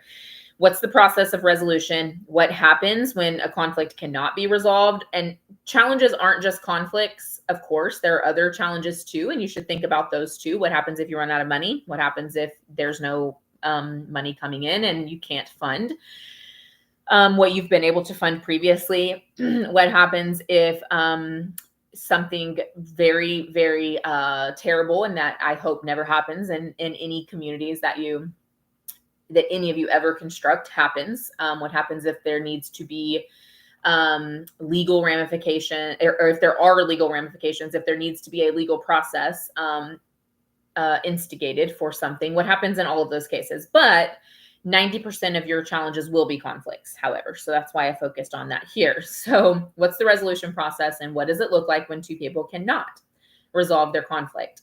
Who goes and who stays? And according to what standard? And who, again, has the final authority on that? And how do you prevent, damage and hurt to the best of your ability? What does that look like? Okay, so cultivating and caring for community both look like a framework, sort of like the one we just went through. This is a framework that sort of has that thought exercise format within it. So after you have crafted community, and as you continue to craft it in an ongoing way, you and then also everyone else involved has to cultivate that community. And so if the crafting section that we just went through does not apply to you, because you are going instead to choose a community because you do not want to, you have a zero desire to craft a community, or maybe you have a desire, but you just know that it's not wise. It's not the best time or season of life to do that. Whether you've crafted it or you've chosen it, you as the person who's crafted it, or as the person who has simply entered into it, have to cultivate the community. And so that looks like understanding the tension between a lot of things that are mostly all good things, and that all have a seasonability to them. They all are what you should be prioritizing in different seasons and in different communities. And if you're involved in multiple communities, one community might provide an opportunity to prioritize one set of each of these tensions, and another community another, or different seasons will provide that. So those tensions, the set of tensions that sort of provide and build this framework for us, are fellowship versus socialization. Both of these things are valid and valuable. I know that we hate the word socialization. I know. But all humans both fellowship and also socialize. And those are two different things. And we all do them all. As an adult, you socialize, okay? So we can just sort of get over the fact that people have misused that term and that they've questioned us about it. And, we've made our point, okay? We've made our point. We've made the arguments. We've clapped back. So now within ourselves, within our community here as homeschoolers, we have to talk about the fact that it's okay to just socialize. Not everything has to be fellowship. Fellowship is intimate. Now, fellowship can be had among acquaintances and among your deep, intimate friendships. And so intimacy is a spectrum, right? But fellowship, even with acquaintances, is vulnerable and open and intimate. And socialization is simply well-mannered and brief and sort of surface level. And that is okay. You cannot have open, vulnerable, intimate conversations with everyone that you encounter or spend time with, or that you're involved in a community with, especially when that community is something like an interest group or an activity group, right? Both are valid and valuable. Each need to be honored and respected in the communities that you've chosen. And then if you've crafted a community, the people who come into your community need to know whether it is set up for and constructed to be a place of fellowship. Now, of course, they still get to decide how much they engage within that, right? Of course, but is it set up that way, or is it a place of socialization? Your expectations are everything here. If something is set up to be primarily socialization, now I've already said you might meet your best friends there, right? But that will be because you socialize and then you move beyond that setting. And you deepen that relationship. But if you think that something is set up for fellowship and that is a need that you have, and you feel the pressure of that need, you've identified that as part of why you're seeking community and what you're seeking, but then you choose a community that is set up mostly for socialization, you're going to be crushed and disappointed. You're going to have your feelings hurt and your needs unmet. Now, if that's all that's available to you, it might also be wise to just take that for right now, for the time being, and pray that there will be more than socialization there, that an opportunity will be provided to have a deeper relationship or to meet someone that might become a friend. But you still need to expect the right things. So we have to honor atmospheres and structures that are set up for and built for and intended to be socialization. And then if they are intended for fellowship, and you really just want the opportunity for your children to engage in their interest, right? You, in this season of life, need a bit more surface level socialization. You have deep friendships and your capacity is pretty limited. And it's set up to be very intimate, and it promotes and provokes deep conversation all the time, then you might find yourself exhausted and drained in a way that's not really what's best for you in this season. So thinking about fellowship versus socialization. Also thinking about the tension between friendship and acquaintanceship. This is very similar, but a couple of distinctions here. First of all, we need both. We need people that we are just friendly with and that we might think about, we wish well, we might, cheer on and celebrate if we see something good happening for them on their social media. We might reach out from time to time, we might pray for, we might donate to if they have something major going on. We might support in different ways, but that we are not, texting at 1 p.m. on a Tuesday or calling because we're melting down, because life is really hard, because something, major has happened. We're not calling them in our absolute jubilant joy. And we're also not calling them when we're crushed and broken and in despair or raging or any of those things, right? Acquaintances and then friends. We need both of those things. We're not meant to be best friends with everyone, and we're not meant to know the number of people that we know. That's true. And I know you've seen all the posts about that, right? We're not meant to know thousands of people, but we're also not meant to only know the people that we're intimately connected with, right? It's somewhere in the middle. And again, I think sometimes we need to know that we've made our point and we can move on. Okay. No, we're not meant to be best friends with everyone. Yes, social media has brought us into contact with and made us acquaintances with way more people than we were ever really designed. But that's the reality. That's where we're at. And that does not negate the fact that we also were meant to have both friendships and acquaintances in our life. We're meant to be friends with some people and to have a more surface level relationship with other people. Okay. So we're also usually bent towards one or the other. We tend to be surface level people, or we tend to be people who just crave a deep connection with everyone. And we need to know that, so that we can give space for both in our communities, and particularly give space for both and maybe prioritize the one that we're not bent to if we're in a community that is really set up more for socialization or fellowship. And if that sort of doesn't mesh with our bend towards friendship that's deep and intimate and connected, or surface level acquaintanceships. Seasonally, we often have an imbalance of these things, and that's not necessarily a bad thing. Imbalance is not meant to have a negative connotation there. Seasonally in life, we oftentimes either have more deep, connected, rooted, intimate friendships, or we have more surface level relationships. And that's okay, as long as it's not so out of balance that we're feeling the weight and the pressure of it, and we're feeling the absence of something that should be in our life. Sometimes there's just seasons to not have a lot of high demand relationships.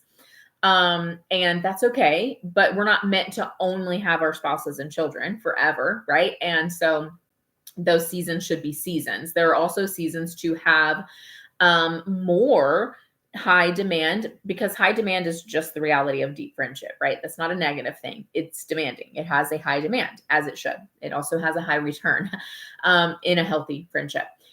There's also seasons to have a lot of high demand relationships. And because those are high demand, but they're exactly what you need in that season of life, you don't have a lot of space for a lot of acquaintances, and that's okay too.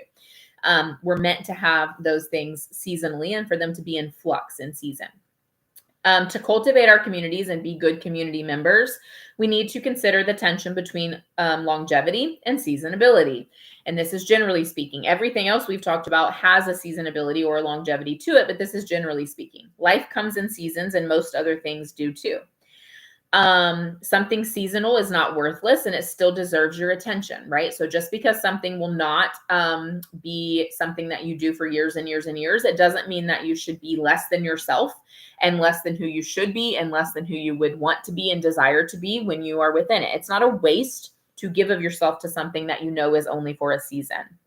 But an awareness of whether something has the potential for longevity or is definitely seasonal is also good and wise. Okay. So again, an example from my own life, when my son was on that very seasonal, very short-lived soccer team, that was exactly what we needed, because we needed none of the demands of club soccer, right? When that was occurring, I thought about, celebrated, prayed for all of the boys on his team and girls. One year all boys, 1 year both, boys and girls on his teams. And I participated in the snack rotation. I coached games when it was needed and kept time. Now, some of that is kind of the structure of the group, so don't give me too much credit. But even so, what I'm saying that to say is that I gave of myself, but I helped plan the party. I signed up to bring lots of things for the end of season party. But I also did not expect the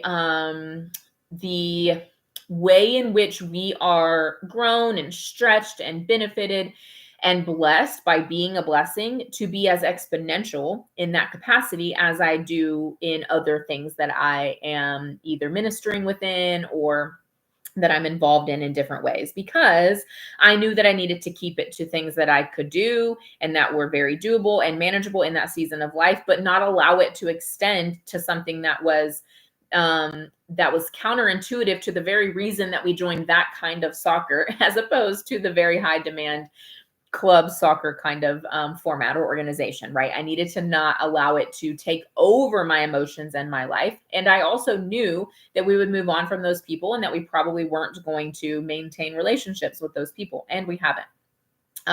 The same thing when he did karate. I was as involved as was wise to be at that time. I didn't consider any of that a waste.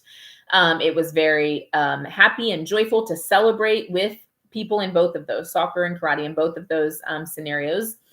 Karate was also very like low demand, a low demand organization. Just FYI, we've never been in any high demand sport situations or organizations, but in both of those scenarios, it was very fun and life-giving to celebrate with and be connected to in a very temporary way, those people. And it wasn't a waste. We didn't have to have walls up. We didn't have to say, why go to a party and celebrate with these people? We didn't have to not cheer people on. We didn't have to not contribute, not give of our money and our time just because we knew that it was seasonal, right? But some wisdom was required there, because I could not pour everything that I have or even a lot of what I have into something that was not meant for longevity in our lives. So some balance and wisdom coming from an awareness there. Then we also have to consider the tension between fluidity and flexibility. we sometimes want things to be flexible, or we think we want things to be flexible, but what we're really desiring is them to be fluid. Sometimes we think things are fluid, but what they really can offer us is a bit of flexibility. So in your communities, you're going to have to take this and really do the work to apply this to your communities and the way that they function. But just think about the difference between something bending and something entirely reshaping. Something shifting in a temporary way, so changing in a subtle way, in a way that's not meant to last forever, and then in a permanent way, and then something stretching versus something entirely changing.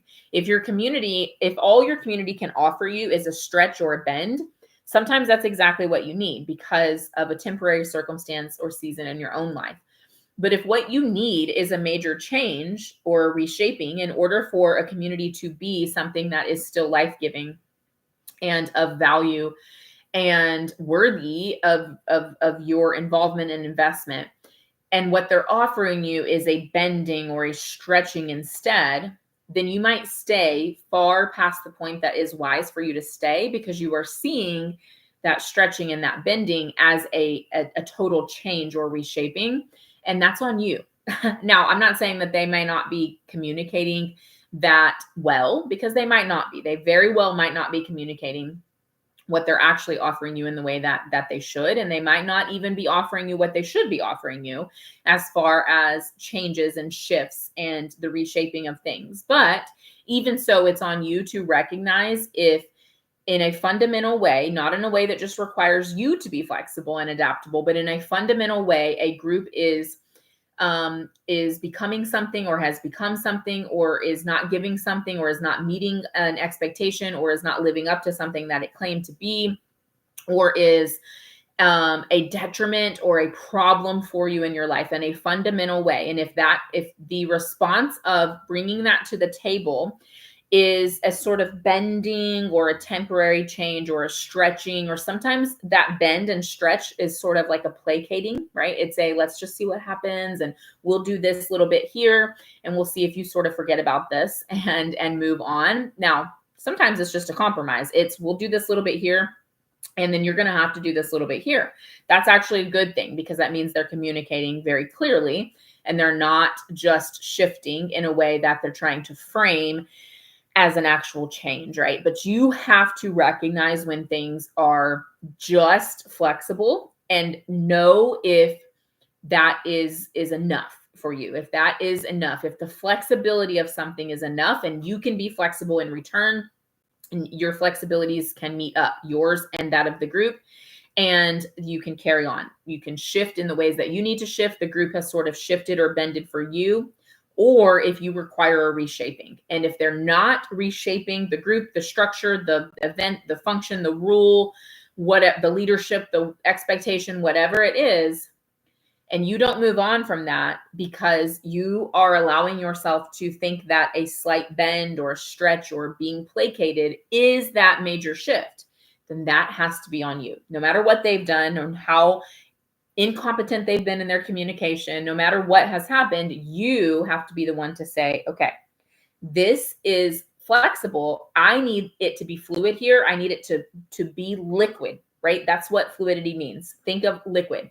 I need it to be reshaping to the container that it's in now, right? To the circumstances we're in, the season of life that we're in, the ways in which the group has moved from its original mission, and we've decided a different priority. I need it to be fluid. I need it to live up to that. And if it's not going to do that, I need to move on. And sometimes your expectation of that is unfair. Sometimes it's entirely fair. But if the group isn't fluid in that way and the flexibility of it is not enough for you, then it's on you to move on. Okay, considering the tension also between enrichment versus engagement. This one's pretty simple.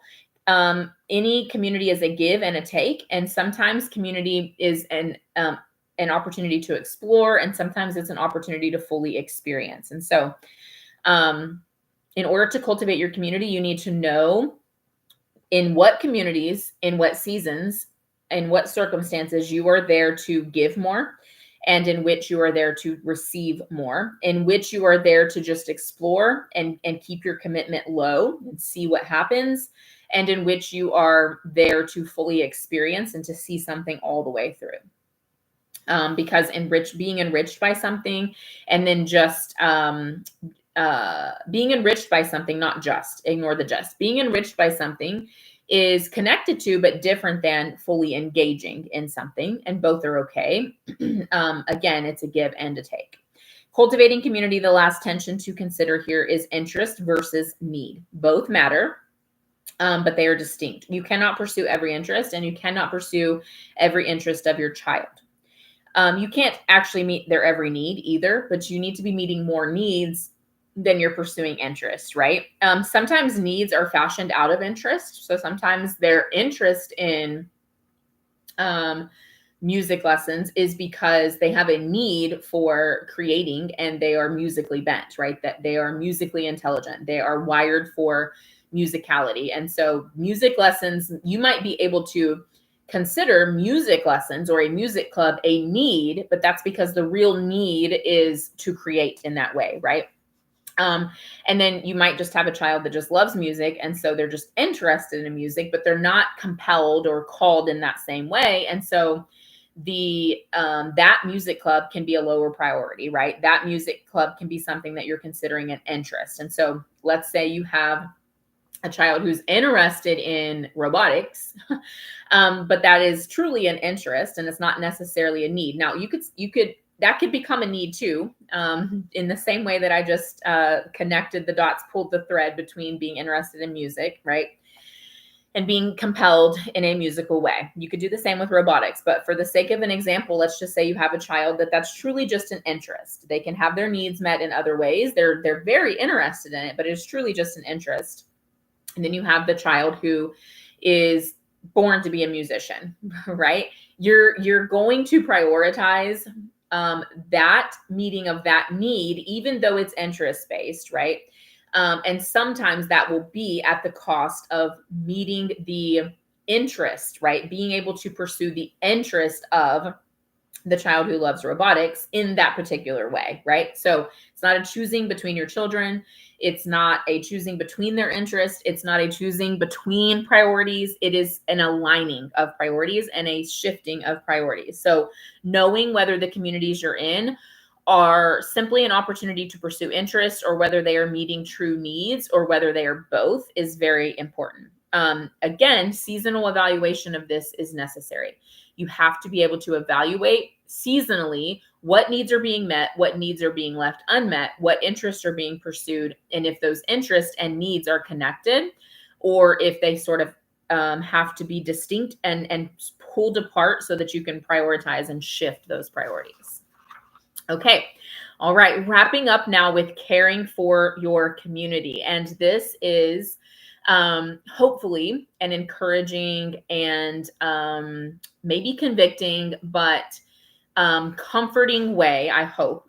If it's convicting, I hope it's also comforting way to think about how to be a community member. So whether you've chosen or crafted the community, and as you're cultivating it, no matter what that looks like and how much cultivation there is, versus just, receiving the cultivation of others that is happening in any given community, in any given season, in any given circumstance, at any given time of life, you are a community member. And so all of us, I think, can be encouraged to be good members of every community in the ways that I've laid out in this framework. And I think that this applies to all of our communities, not just our homeschool ones. And again, it applies to every type, every season, every reason, every why, every structure, every circumstance, every personality, every set of communities that we're in, and the reasons that we're in them. I think it just applies across the board. So again,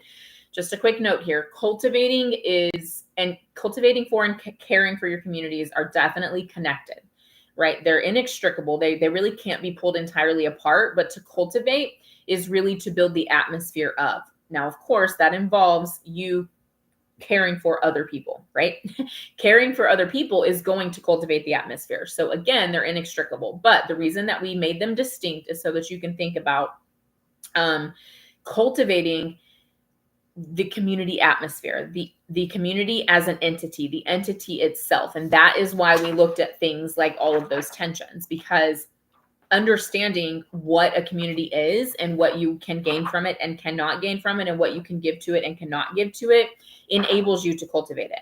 Caring for the community is not the entire entity, but the individual people that make up that entity. Okay, so to care for your communities well, the first thing I think we have to do is enter humbly.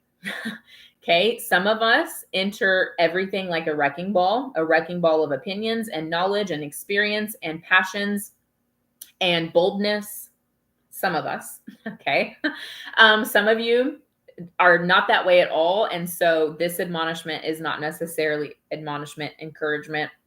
Actually, admonishment is not necessarily for you, but for some of you, it is absolutely necessary to think about entering every space humbly. Okay. Humble is not just the opposite of pride.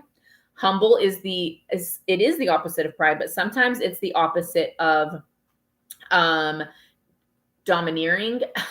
Sometimes it's the opposite of being so secure and confident that you take up a lot of space and there's not space for other people, and your security and confidence is not the problem, but you just have to put on enough humility to be able to step back a bit, right, and give space to other people. So when I say enter humbly, I'm not just saying like don't enter in an arrogant way as a person who knows everything. I am saying that, but also enter with vulnerability, with openness to see what happens, to see what there might be there for you, to see what it's like, to see what people are like, to see what it could be, if it seems like it has potential, or it could be a good thing, or like it's an answer to prayer, or like you feel like God is leading you there, but it's not exactly what you asked for. And you're kind of doing one of those, like, did we get our wires crossed?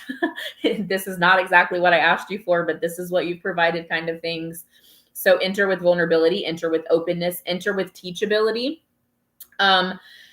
Bring your confidence and your skills and contribute those, but also be teachable and know that everyone in a community has brought their confidence and their skills. And so you need to have an openness to what you're there to learn, and not just what you're there to teach, what you're there to receive, and not just what you're there to give. Also know your triggers. To enter humbly is to know what you're triggered by, so that you can distinguish between things that are problematic and toxic and things that are just triggering for you personally, things that are going to evoke a certain response in you, but that are not, they are not truly toxic, right? They are not problematic in and of themselves. Now, it might be problematic enough for you that it's not the place for you, and that's okay.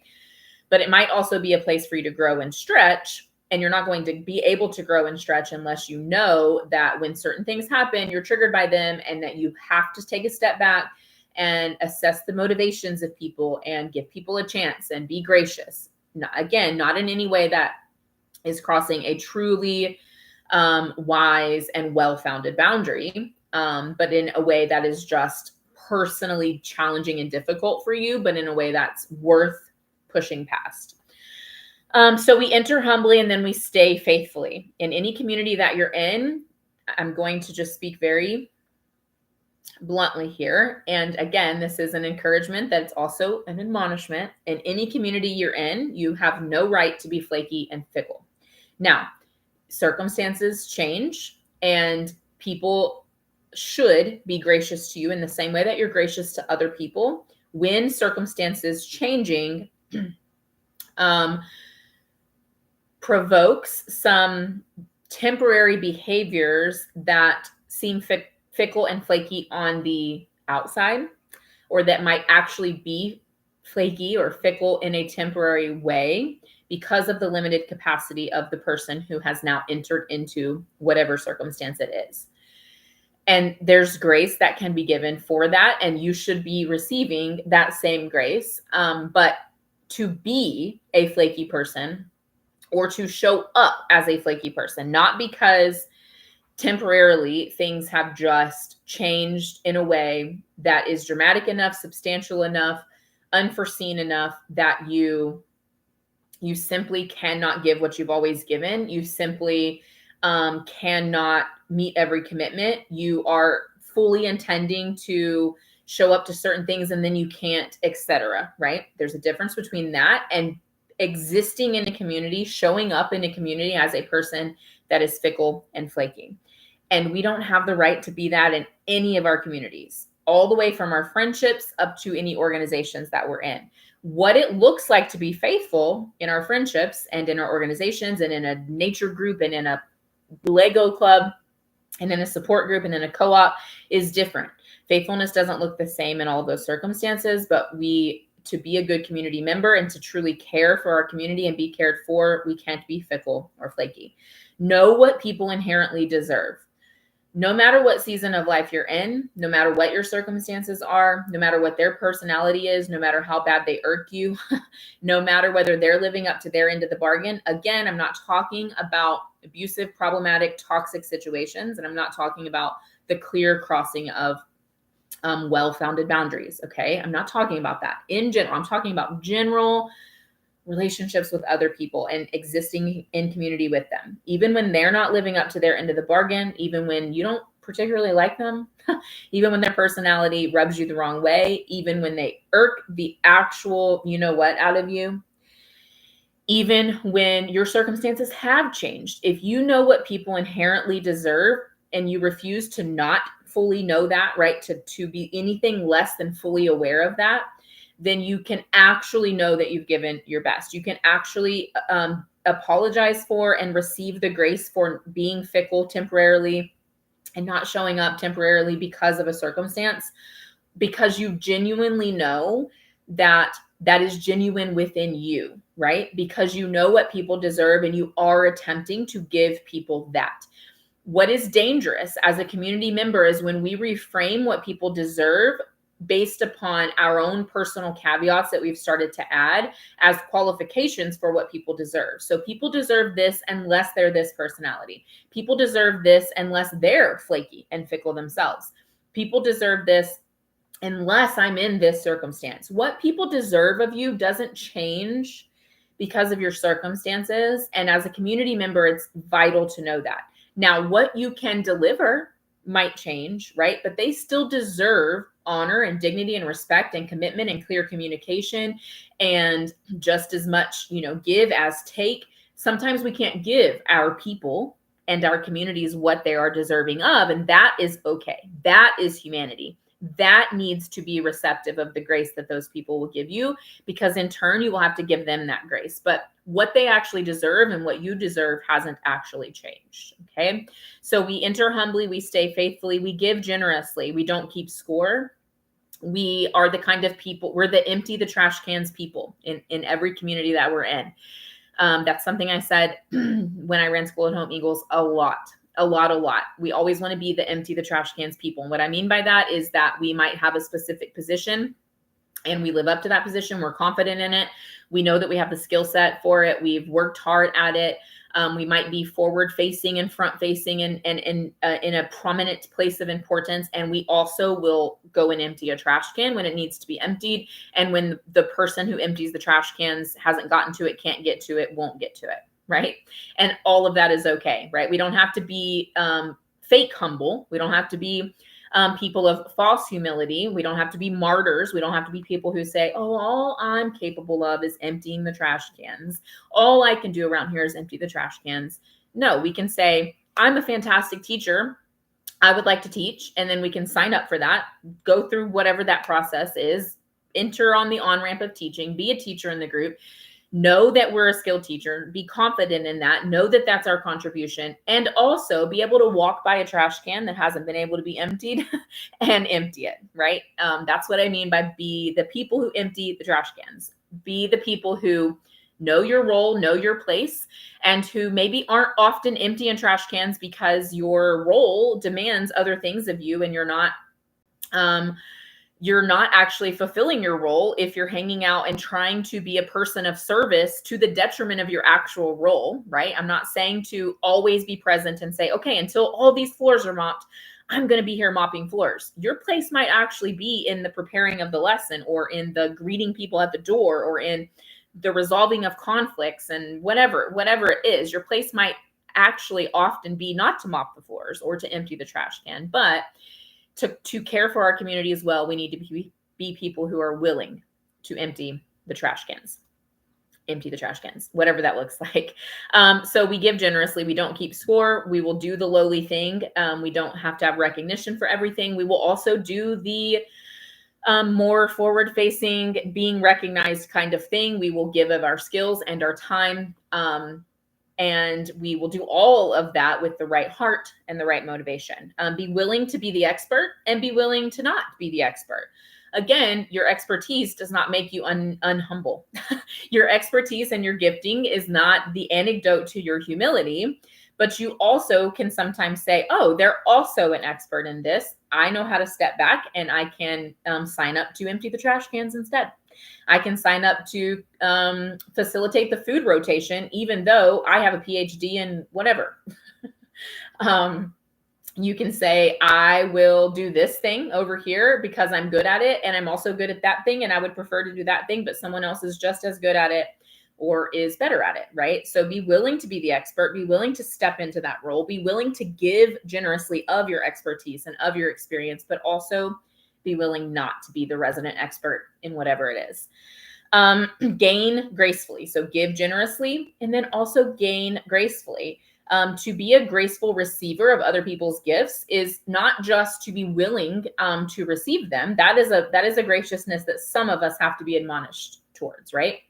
Some of us will always have to work at being teachable and receiving the gifts of others that, you know, our pride, our flesh, our personality will always be prone to thinking that we could have given probably better. Some of us might think that that we could often be giving whatever's being given to us better, or that we could have beat someone to the punch, or that we could have done a thing, we could have provided a service.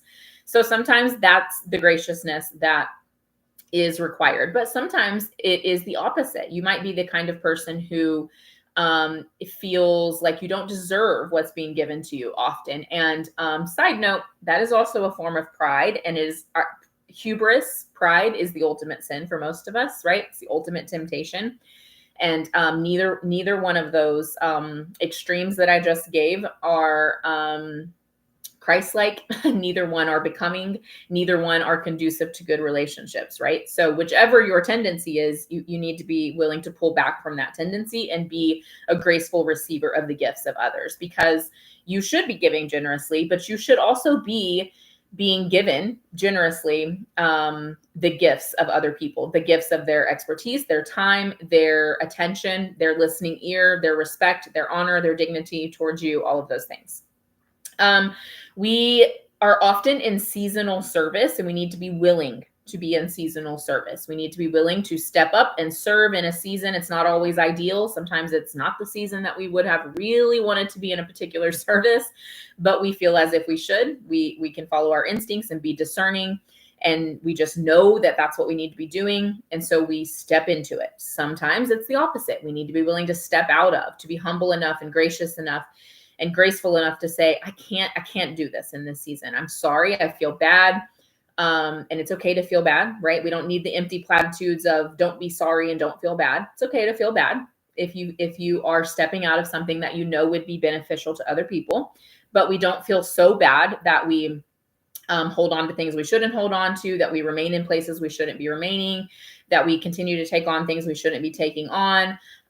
Or that we sit around and beat ourselves up about it, right? There's a difference between a healthy measure of, I feel bad about that. I don't love it, but it's what's necessary. It's what's needed. And so I'm going to gracefully move on from that.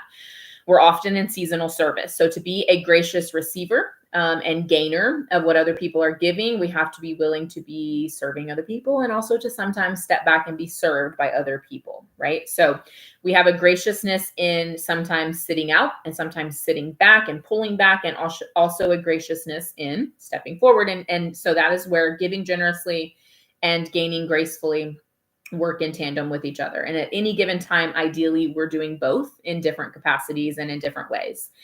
We adapt confidently as good, healthy, contributing community members. We adapt confidently. We know our why and our what, as we've already talked about. We know what we bring to the table, right?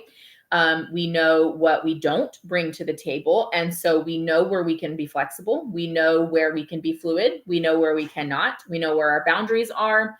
We know where we can adjust and adapt. We know where our weaknesses are. We know what our strengths are. So to adapt in confidence is to know who you are, know why you're there, know what to bring to the table, and be adaptable, right? Again, we don't need a fake adaptability that is people pleasing. People pleasing and adaptability are not the same thing. We don't, to be good group members, actual good group members, quality community members that are caring for our community, we don't just need the people pleasing brand of adaptability that says, yes, okay, fine, sure, to everything. It's okay to say, no, I don't think so. I don't think that's a good idea. And then also to adapt, right? Adaptability and people pleasing, not the same thing. So to adapt requires a confidence of knowing who you are, how far you will bend, and what you will compromise and what you will not. And then your confidence doesn't have to only be in situations where you have complete certainty. You can adapt without knowing for certain that it will work out, without knowing for certain that you will be able to remain after the adaptation has happened and you've compromised a bit, so have other people, and now you just sort of have to see where that goes, and hold it with loose hands. Confidence doesn't equal complete certainty, right? Security doesn't always equal complete and utter surety. The security is in knowing who you are, and in knowing what your boundaries actually are, and in being adaptable and able to compromise, and able to work well with other people, and caring enough about the needs and preferences of other people that outside of your well-founded, well-thought-out, actual healthy boundaries, you will adapt, right? You can be confident in knowing that you know where those boundaries are. And you also know that everything beyond those boundaries will require of you to be adaptable and flexible and to compromise, because that is relationship with other people. And then sometimes we leave our communities securely. With that security that we have, that is, again, not always a perfect surety. You do not always know beyond every single shadow of every doubt that you should be leaving. And sometimes you don't know that you should be staying beyond every single shadow of every single doubt. You can only have security. You can't always have absolute surety. Sometimes you can, but there's still, doubts that plague you. When I decided to quit running School at Home Eagles and to leave that behind and disband the organization, I had security. I did not have absolute and total surety. I knew that that is what I had come to the conclusion was the right thing to do. I did not have perfect surety that it would all be right, that it would all work out, that it would all feel good, that everyone would be happy about it, that I wouldn't have any regrets. That's just not possible, right? So when we stay in confidence, not in complete and utter certainty that we won't ever stay longer than we should have stayed, that we will get everything that we hope to get, that we will maintain the balance of giving and gaining perfectly, that people will always live up to our expectations. We don't have certainty of those things, but we can have confidence, and we can know that we are consistently evaluating, we're aware, we're doing all that we can to be people who are thinking about these things and not just showing up and seeing what happens, but willing to think about it, show up, and then because we've thought about it, we've invested all we can, we've controlled what we can control, we have adapted and changed what we can, we've stood firm where we believe that we should, we have our integrity intact, we can then see what happens, right? We're not just seeing what happens, but we can ultimately be people who stay as long as possible and as long as we feel we should, and see what happens, and then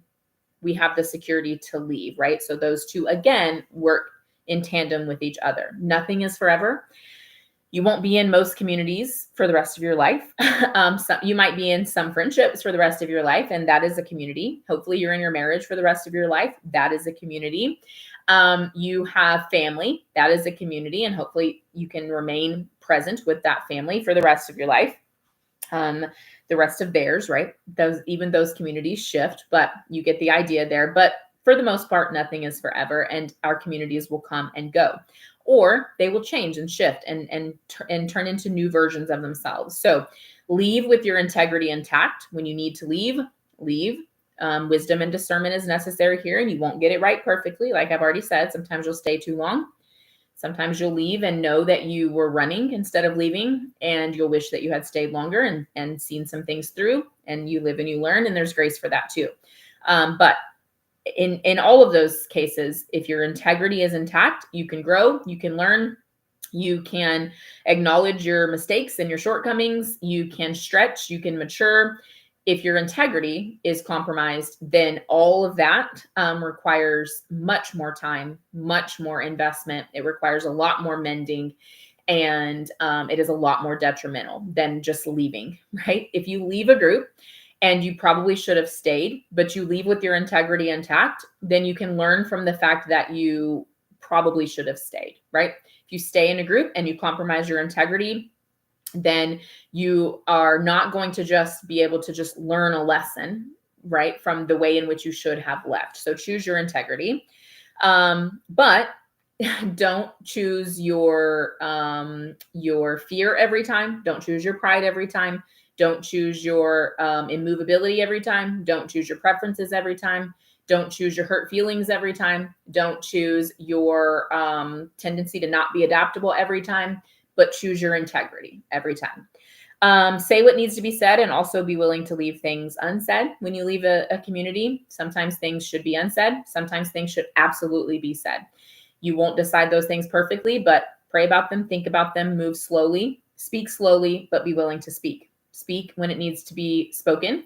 Sometimes to leave securely is to know that what you're leaving behind, they will get to do what they do with, and you can't control that, but you have left words behind that other people weren't willing to leave behind, and that were probably long overdue to be heard in that setting. So be willing to speak and also not to speak. And again, if you speak because you feel compelled to, right, with your integrity intact, but then you maybe think you shouldn't have said so much, or you had the right motivations, your integrity was intact, but maybe you shouldn't have spoken at all, you can learn from that. You can move on.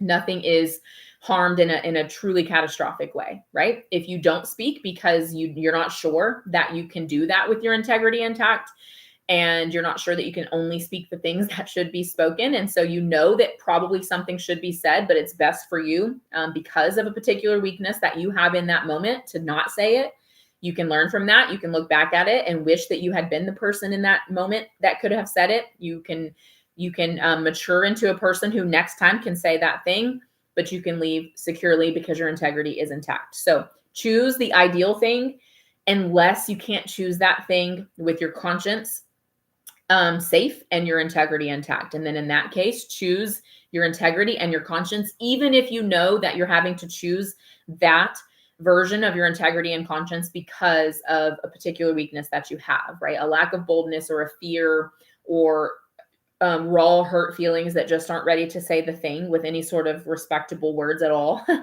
Whatever the case may be, it's okay to acknowledge that you can't choose the ideal thing because of a weakness in you. We all have weaknesses, and sometimes we can't choose or do the ideal thing, but we can maintain and preserve our integrity. Choose peace where possible. Sometimes that looks like just moving on and not talking to people. Sometimes it looks like repairing things that have ruptured when you leave. Sometimes you leave and then you repair relationships and you never go back to that place, but you can repair and restore some relationships. Sometimes it looks like having peace and knowing that you have said things that will never allow you to be in fellowship with the person again, but that they needed to be said. Sometimes that's peace, and sometimes peace is beyond your control, right? Scripture tells us to choose peace and to live at peace and to pursue peace as much as it depends upon us. So choose peace when possible. And remember that boldness is not loudness, but it's also not silence just for the sake of silence, right? So be as bold as you can possibly be with your integrity intact and peace where possible, and then leave. Nothing is forever. We're not in gangs. These aren't cults. We want to be faithful stayers that aren't just running from everything, that aren't just flaky in and out, right? We don't want to be group hoppers and community hoppers. We don't want to run at every inclination of a conflict or a trial. We don't want to give up anytime things are hard, but we're also not in gangs. And these also aren't cults. And there are also lots of communities and nothing is forever. So we can enter humbly, we can stay faithfully, we can give generously and gain gracefully. We can adapt as much as possible in confidence, and we can take that confidence into a security that enables us to leave when it's time to leave. All right, friends, I hope that this was encouraging and helpful, gave you a lot to think about. Again, this is more of a like primer thought process kind of format here. There's nothing formulaic or super duper practically structured here. It's just a lot of things to think about as far as choosing, crafting, cultivating, and caring for community. So I hope that that is at least a foundation for you to think through these things yourself. And then I hope that it also prompts conversation, and you can bring that conversation to me if I'm the right person for it. And I'm happy to hear it. I'm happy to answer any questions, give any feedback or input that I'm able to. And then if we want to take this and sort of level it up to more of a like brainstorming, hashing things out kind of mini course, then we can do that too. But at the very least, I hope that it gives you a foundational way of thinking through your communities, whether you choose them or you craft them. And then whether you do either of those things when you're in them, cultivating them and caring for them in the way that I think that we're all meant to and should. Bye-bye, friends.